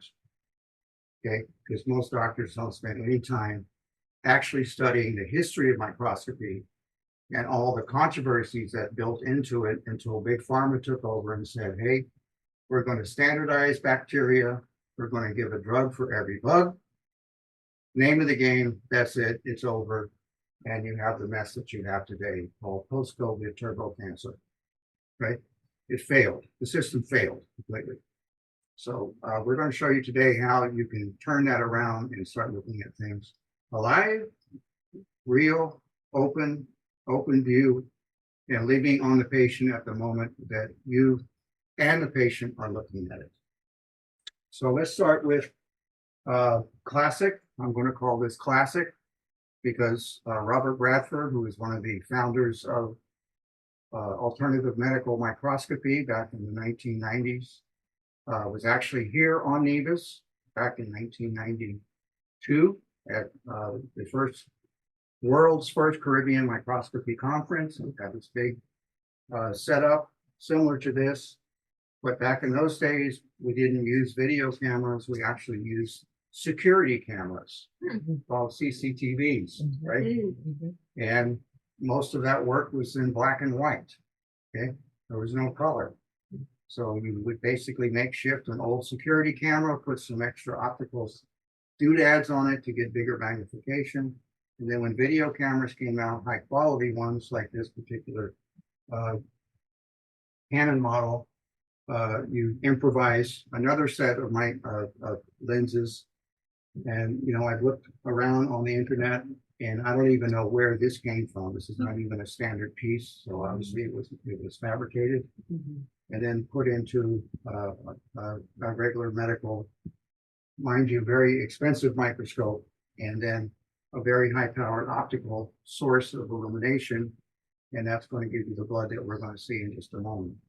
So that's how this particular operation works. So I remember back in the day, because I know Steve that owns the biomedics company, he's an old friend of mine. These cameras really range between $12,000 and $13,000 for the setup. Okay, a little pricey. It's like I say, I shop for new microscopes, like most people would shop for automobiles, right? So that's number one. Now, number two here is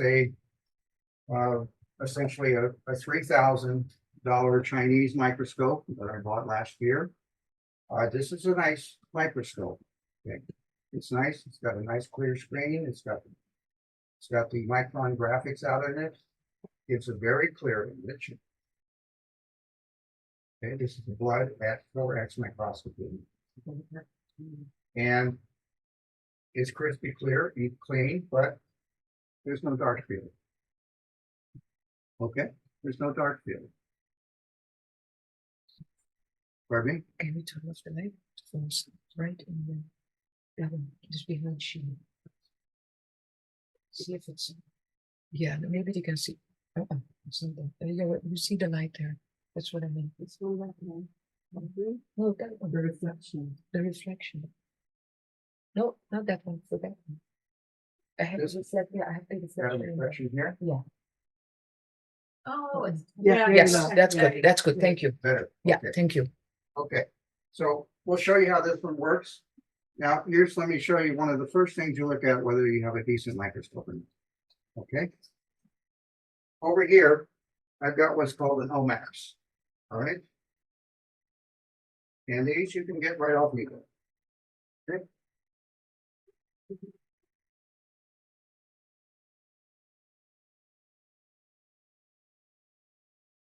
This is a typical OMAX medical microscope.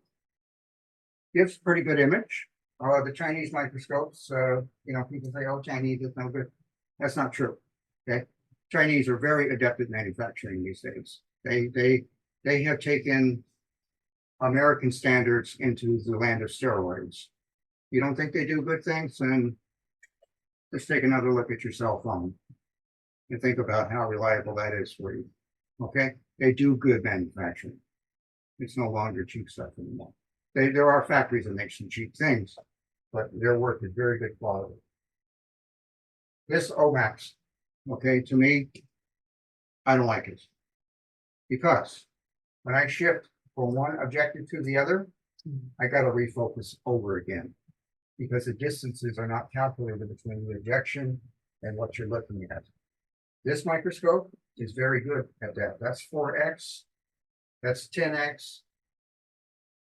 I'm right there. I'm not having to make any huge amount of adjustment, just a little tweak on the fine tuning knob. I can go right to 400. I'm there again, just a little tweak. I'm right there. That's a nice microscope because I can work quickly. I can put a slide on there. I can go 400. I can go 100. And I can go back down to 4x and get a global view of what I'm looking at in terms of blood. Well, that's a good microscope. If you want to spend that money, it's fine. Got no dark field. Okay. So it's got dark field, you don't see parasites, is that it? Actually on dark field you see less parasites. You'll see microbes, you won't see parasites. Okay. I don't use much dark field. I don't know why everyone's so uppity up on dark field. If you're not dark field, you're not happening. I'm saying to myself, how much microscopy are you really doing? Because like you miss a lot with dark field. So that's my take on it. Here's an older OMAX I used down through the years. This has got years and years of wear and tear on it. It still works. I'll set it over here for the side. I use it maybe only if I got students on island and we're wanting to look at a bunch of slides all together. Okay, this is another microscope I got off eBay for $250. It does phase contrast. It's okay, it's helpful sometimes a little bit. But the clarity and the camera, small, and it's not crispy. I like screens that are crispy clear. So when I look at a red blood cell that's normal, to me, that's a crispy green donut. I'm just looking to see what the topping is, okay? And it's crystal clear with the screen. All right, and then finally, I found this baby, another Chinese company. I bought their first microscope. It was okay, all right. And then I got this microscope because they told me that they could make it adaptable with the interchangeable quick change dark field condenser. So I don't know if you can see the screen here. And it's really good. Let me take a slide of blood like this one. And this is a dry blood now. This is just a drop of blood on the slide. That's it.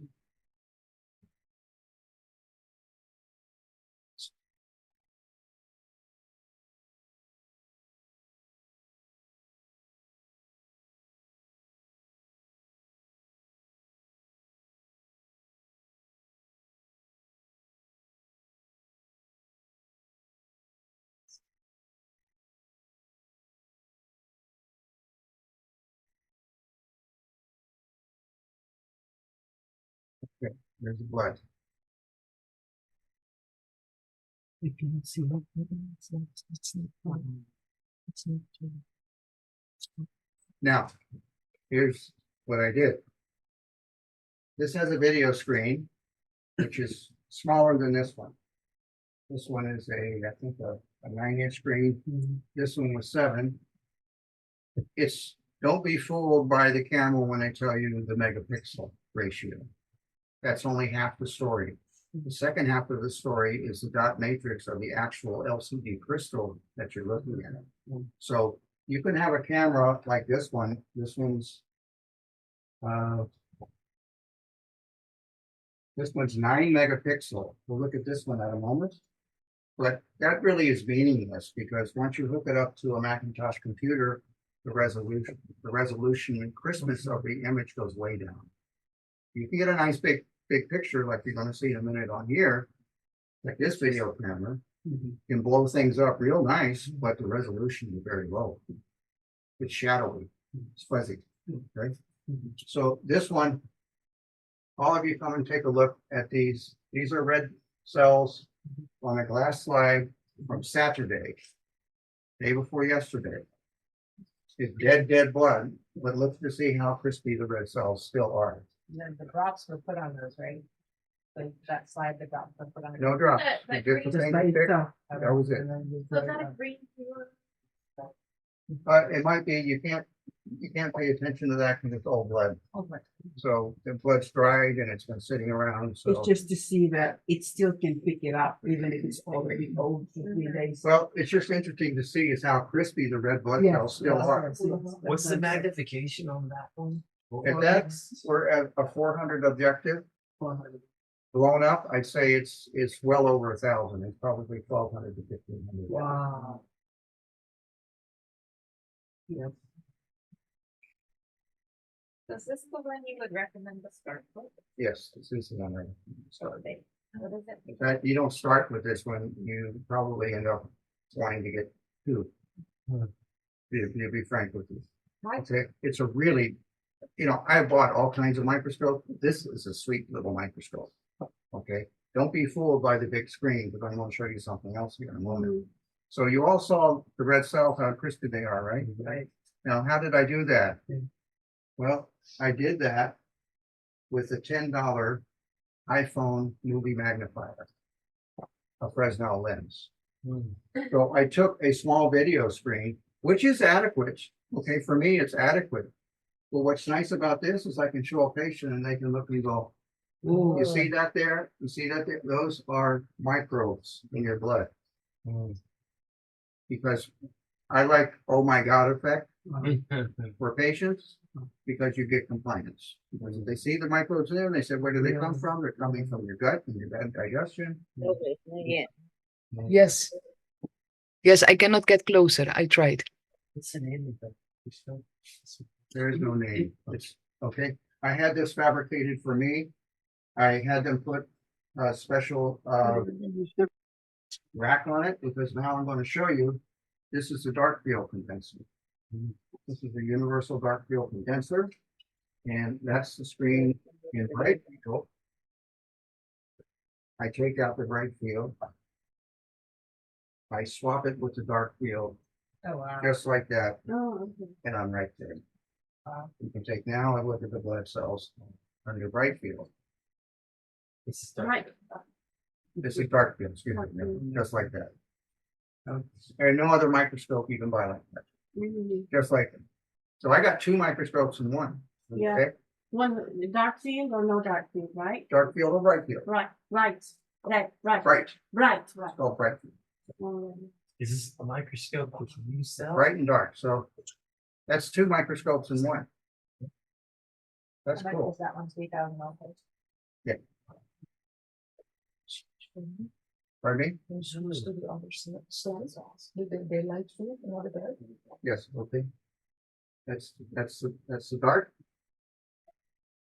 Swappy doppy. So again, it's the bright. That's bright. You there? Right? Yeah. Now this one has dark and bright because it's got a rotor here. Okay? That's going to cost you 10K plus.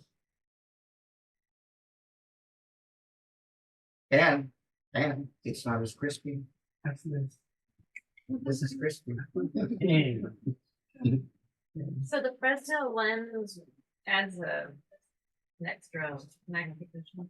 Yes. Yeah. I'm just laughing. because It quadruples the screen basically.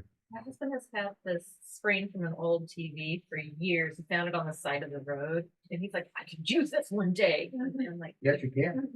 Yeah, you We- can cook we with it have- too. You can cook food with it too. So that's what I modified with. So unfortunately, this this convenient little box is no longer manufactured. So when I get back to Florida, I have to fabricate. There are more Fresnels available, right? But this one just fit on the screen like magic. I mean, I just unfolded and I said, wow, it's perfect. I just, all I need is some duct tape and I can retro this. But I'm going to have to fabricate a bracket for other Fresnels. So I will be able to offer you the Fresnel attachment. Okay, it just won't look like this. Okay, that'll be the only difference. But it'll be there. So that's how it works. Now, if you want the big screen, and if you want to go out and get a big Mac, that's what I recommend, an old iMac. You can pay, I bought this one for like $2.99 on eBay, right? Let me show you what you can do. Okay.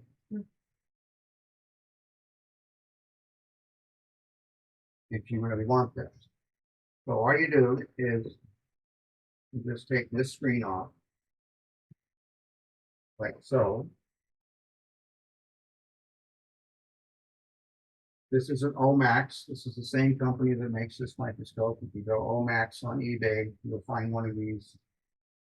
This is a 9 megapixel. You don't need that much magnification. It'll work just fine with 5 megapixel camera, and they're like $249 if you want to go there. That's up to you.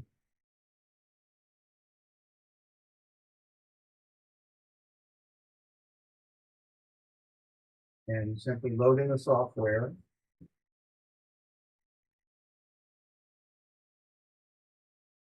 See what we see. Now, you'll notice right away, because this is a magnified megapixel camera,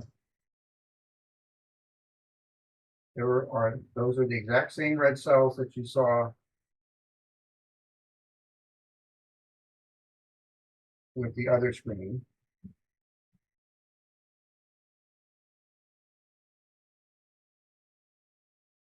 And as you adjust, you have to wait because there's a time delay between the video camera, the computer processor, and the screen output. And that will be dependent upon how much RAM you've got in your Mac. So if you want to buy an iMac with a good, say, 32 gigabytes of RAM, it would be better. I think this one is only 18 or 20. It'll be a little faster, you see. But take a look at the red cells now and tell me if you think they're just as crispy as they were this one. Not so much. Not as crispy, I think. No, Okay. I mean, they're there. they're not. That one is big. Yeah. Okay, so this is set on default.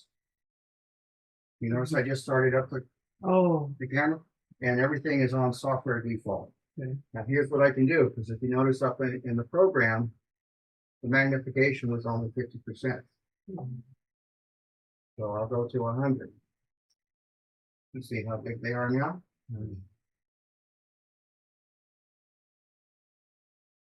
And I'll go to 200. See how big they are now? Now this is starting to emulate the same thing you're going to see on this $12,500 model. Okay, you've got effectively, for like 1/5 the price, the same type of abilities, Resolution. the same kind of resolution. A little touchy-wutchy because you're dealing with software, not with direct optics, like you are on the other one. And there's other little features you've got, like exposure and gain, white balance, color adjustments, frame rates, those kinds of things. Plus, you can take pictures with this and store it on the computer quickly. All right. This one, you can do the same thing. It will take a disk. Okay. It comes with a mouse, and you could record pictures on the disk. But what I found just as easier is I just take it with my iPhone.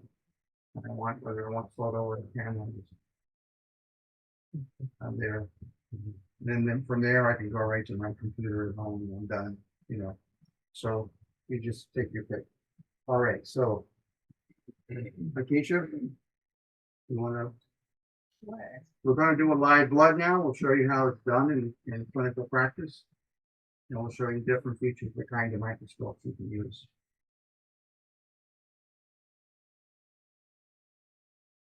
Who wants to volunteer? Oh, really? Dr. Marlene sends a special good morning to you. Marlene from the front. Oh, she said send Doc a special good morning.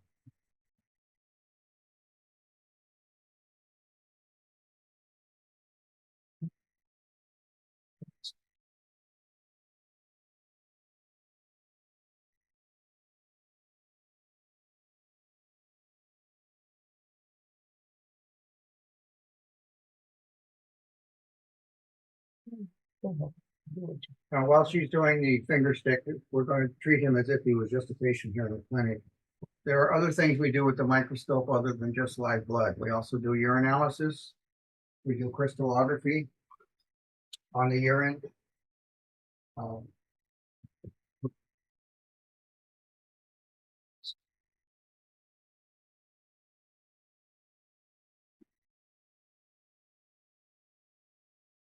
We also do the Weber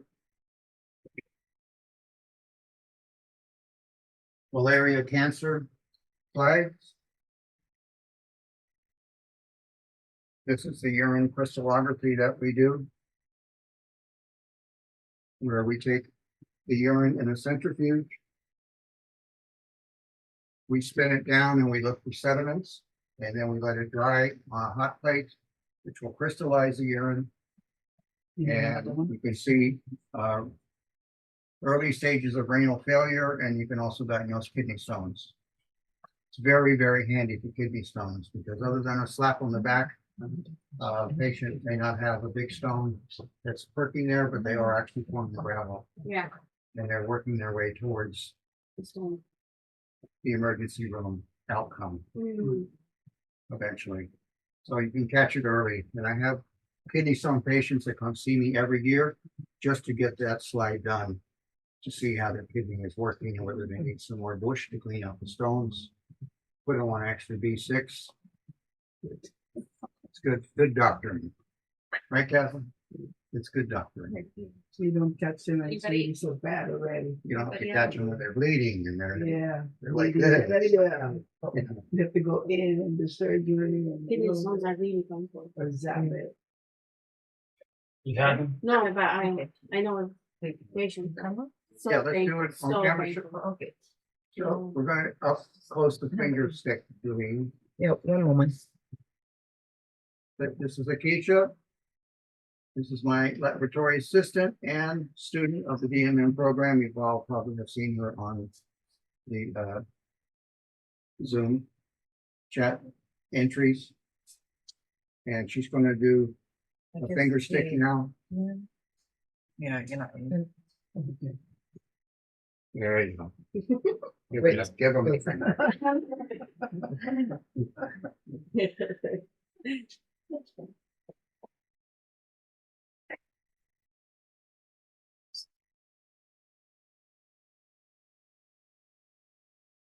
Oh, that was so nice. What? I didn't even say yesterday. That one from yesterday was horrific. Sorry, Dave. No, I didn't have that. No, well, thank God that exists. I was ready for one of these, one of the ones from yesterday again. So it's a capillary pickup. That's what she's doing. Where she's inverting the slide over the finger and letting the force of gravity pull the liquid up by a capillary suck onto the slide. Doesn't damage any red blood cells that way. Very clean.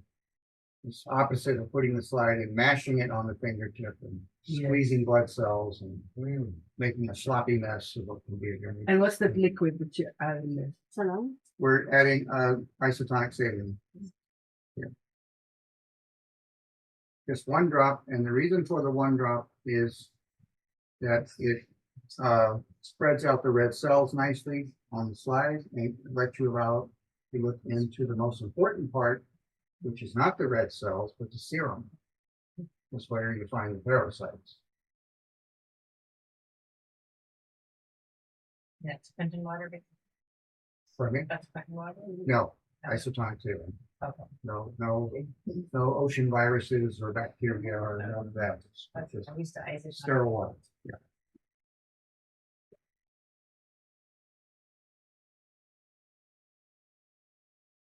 Okay, so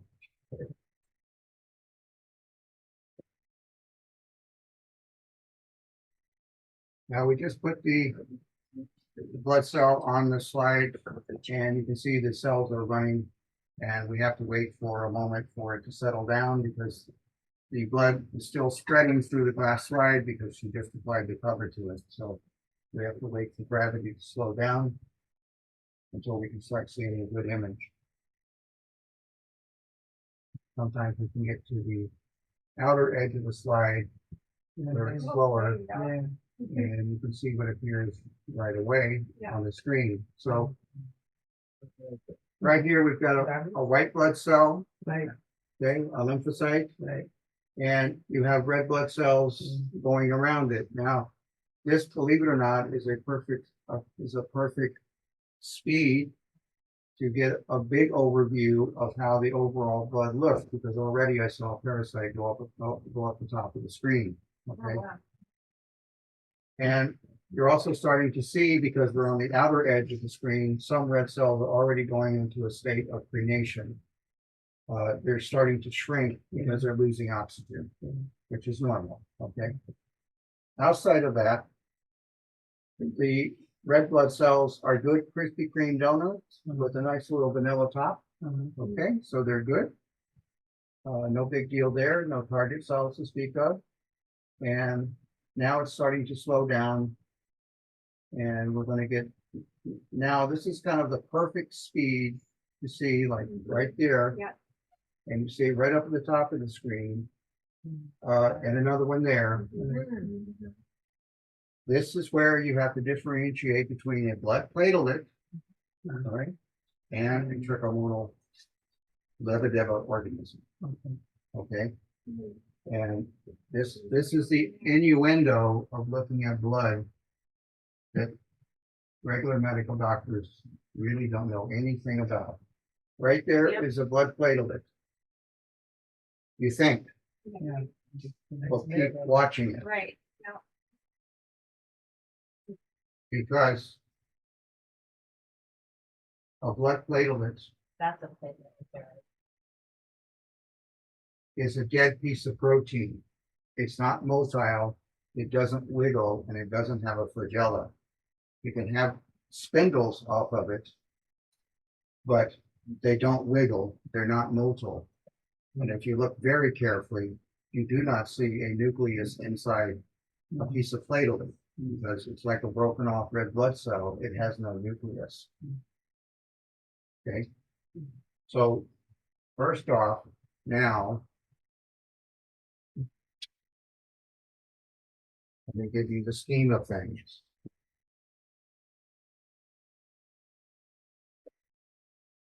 Very important understanding. This is 400x objective. That means you are looking at 400 microns across the screen. And each red blood cell is about 8 to 10. So you can get a scale of what you're looking at through the microscope and understanding. Blood platelets are actually 2 microns or less, like that. Okay. And they're non-motile. They're generally opaque, and they are not viewable on standard microscopy. Only these types of microscopes you're going to see it. Okay, because they're fragmentary red blood cells, and they're not specifically stained with a lot of iron, making them red. They're black. The one time you see them in numbers is when they clot, called clots. And in post-COVID days, like now, clots is a real big problem, especially in asymptomatic patients. So we saw a post-COVID vax patient who had been gone through at least $100,000 worth of medical examinations, both here and in the United States, for the treatment of a non-infectious idiopathic mastitis. What? Mastitis. A what? Idiopathic mastitis. Doctor, can you tell me what that is? The male or the Yes, a female. female? It's idiopathic because One of them. pathologically speaking, an idiot couldn't tell you the problem. Oh, no, it's a colony. And well, what about the blisters on my breast? I said, that was your chief complaint? She went to the hospital because she had blisters on her breast. And they took samples, and microbiologically, they couldn't find any bacteria. They couldn't grow any culture.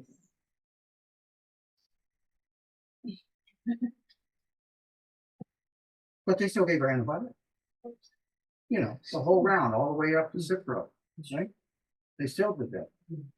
And then she went to the United States for CAT scan, MRI, more microbiological stuff. She kept telling me this list of tests she went through, and I said, you spent a fortune. She said, yes, I did. So we brought her in here, Isha, and there was a clot As big as the screen. as big as this mouse on the screen. Not one. How many did you find? Two. Two? Two big ones. Yes, double vax. And what's the diagnosis? Idiopathic mastitis. That's that's codable. Wow. Okay. Chief complaint, swelling of the breast with blisters. So the swelling basically was capillary congestion occlusion, okay, due to the clots. She's micro stroking in her breast, only waiting for the big one to break loose and end up in her brain or down in her leg or in her heart. It's interesting that it happened in her breast, not like pulmonary or. Very or- interesting. But it's not unusual to me because she obviously was over estrogenic. Oh, okay. Okay. You know, one thing I noticed after the vaccines came through is I had women who weren't breastfeeding coming in with mastitis lung ducts. Yeah, that's basically what she had. But no nipple discharge because she wasn't lactating. Well, but they weren't lactating, but they still had. Engorged. Yes, you know what I did? What? I took papaya enzymes and I made a paste and I had them put it on their nipple and then 24 hours later. It dried up. That's smart. Congrats. So if you have any mastitis form, it was from breastfeeding. It worked like a Congrats. Okay. enzyme. So You like digestive enzyme? Any digestive enzyme. Any. So I'll show you now with this microscope here, the simulation difference. You can see the red blood cells are almost as big as that one. Actually, if I had a bigger iMac, I could get it up to that size. Okay. But again, because you've got so much magnification, you lose resolution. And there's nothing really crispy here. So why would you want it crispy? Because it's when the organisms get down to 1 micron or half micron, that's where the crispiness really comes in. You can see them because they jiggle across the screen because you know they're alive. Okay, they're modal. They're not artifacts in the blood. They're live organisms. Last question. Yes.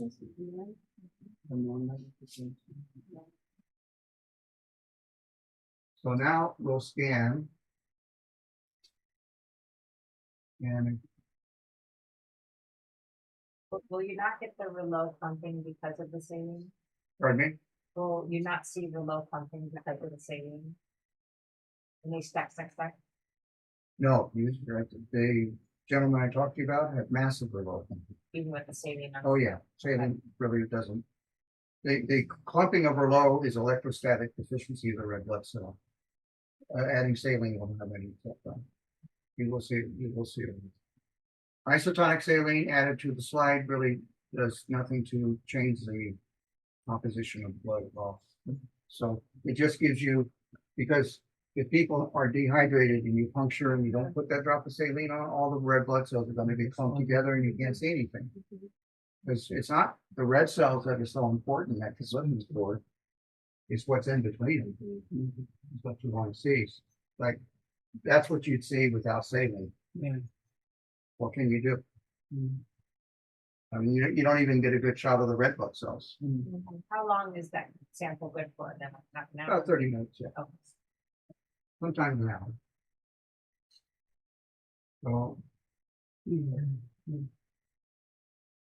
now this is good. Now, you see the microbe right here? That's a parasite. You know what that is? That's typical of what looks like a trichomonas.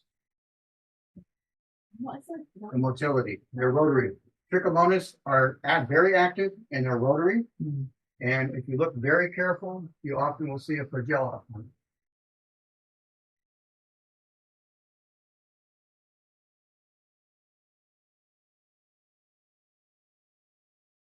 Here? Yeah. Oh, yeah. That's not an artifact. No. That's microbe. All right. So let's now take that same blood that we got there. Switch to this one.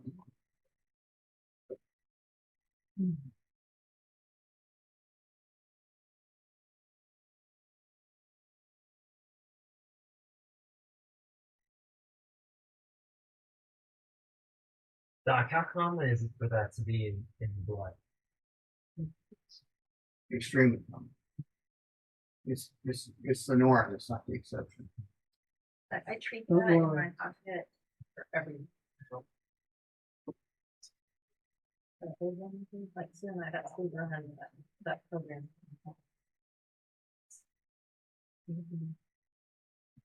Okay. Go. Take a look.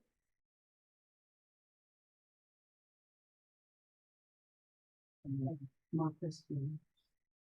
Very crispy. No, go around. Well, Yeah, no, the huge screen has more of a that.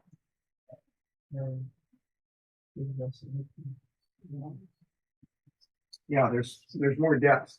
You're not looking so two-dimensionally. You actually get to see the red cell floating and any organisms that go around it. And what's really cool is when you see like a spirochete or a trichomonas boring into a red blood cell and you get to watch it. Wow. Digging, and all of a sudden it disappears. And then a few minutes later, you see a little faint dot going around the red blood cell, eating its way through. It's very graphic. Okay. How long does that process take where it penetrates the blood cell? About 2 to 5 minutes. You just kind of leave it there and you keep looking and glancing over it, and it just gets entertaining after a while. Look at that little sucker, you know, dig it in there like an animal, you know. That's what they do. So viewing it like this, with the experience we're getting day to day, you know, seeing patients, virtually everything I'm reading in Tamara's book on victory over cancer is right there. It's just, now Keisha and I are seeing these things. They look like macrophages in the blood, right? And if we stained it, we would say that's a macrophage because it's large. It's like 40 to 50 microns. It's good size. And you sit there and you go, wait a minute. And you keep looking and you keep adjusting, and all of a sudden you're seeing 20 or 30 organisms inside eating away, and you're going, that's not a macrophage. Okay. That's an amoebic activity that's going on. And Tamara is exactly right. And you can see how medical technologists, laboratory people will miss all of that because they go into looking at these slides already pre-hypnotized, being told what they say they've seen, and then they don't look for it, you don't see. That's the reality of the situation as I see it. So that's why I say looking at the stars through a telescope is just like looking down a tube with a microscope. Your preconception of what you think you're seeing because of its depth and distance, okay, determines what you actually interpret what's there. So let me see here. We get a good feel for the long. So we You see toxoplasmosis on that too. very can So they're bigger. about the same size. Now I'm going to switch to. This is another nice thing about this microscope. It's got the 1000. I'm going to switch to 1000.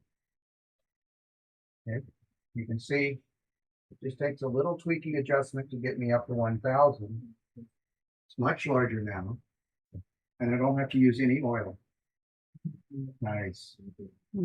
I can't stand oil in slides. It's so messy. It gums up your lenses and everything. It just takes up more clinical time getting it. And at 1000, look how nice and crisp everything is. So is that lower right thing, that's a piece of protein? That was shaken? That's a created red blood cell. Okay. The ones that are like, 21 size? Yeah, that's created red blood cell. Oh. Speculated. Right. Yeah. So,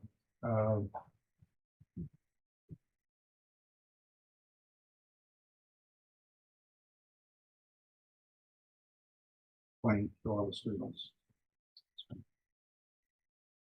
This is one of our standard handouts here we did with the course.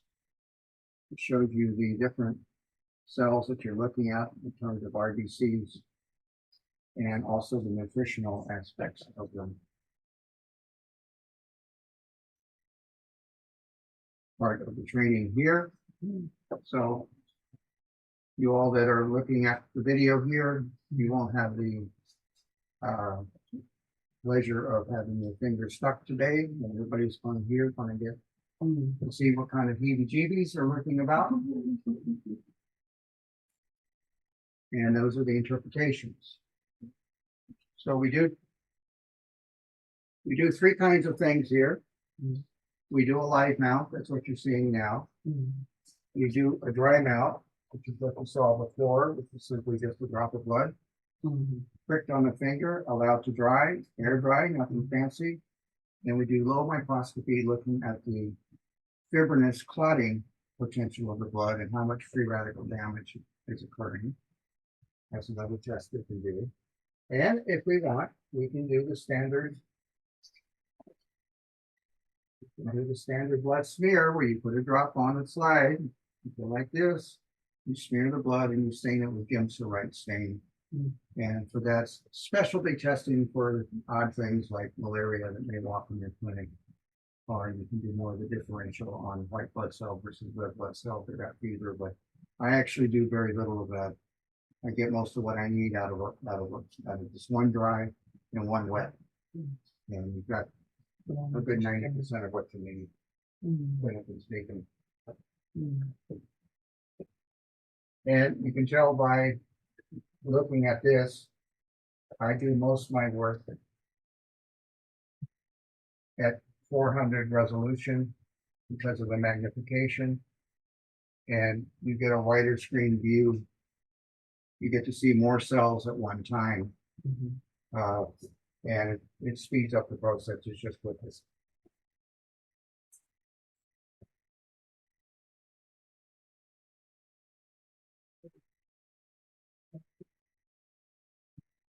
I also think that concludes today's class. Mycoplasma? What is that?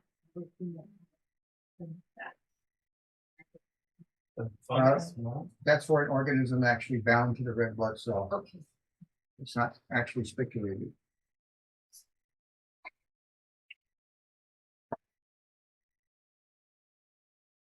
We did good. We're okay, Carlos.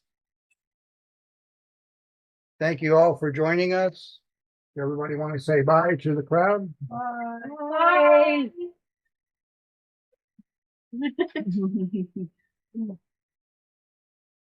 Thank you. You all are welcome.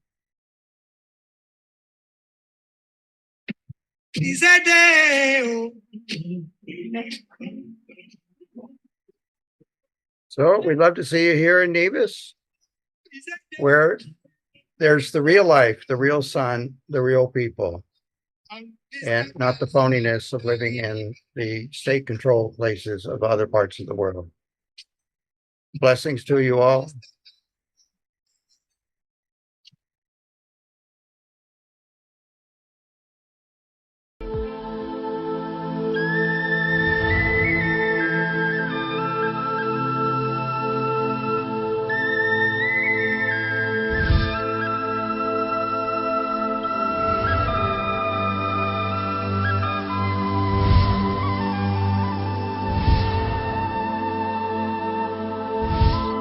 I came to Colorado to see Dr. Lebedewa.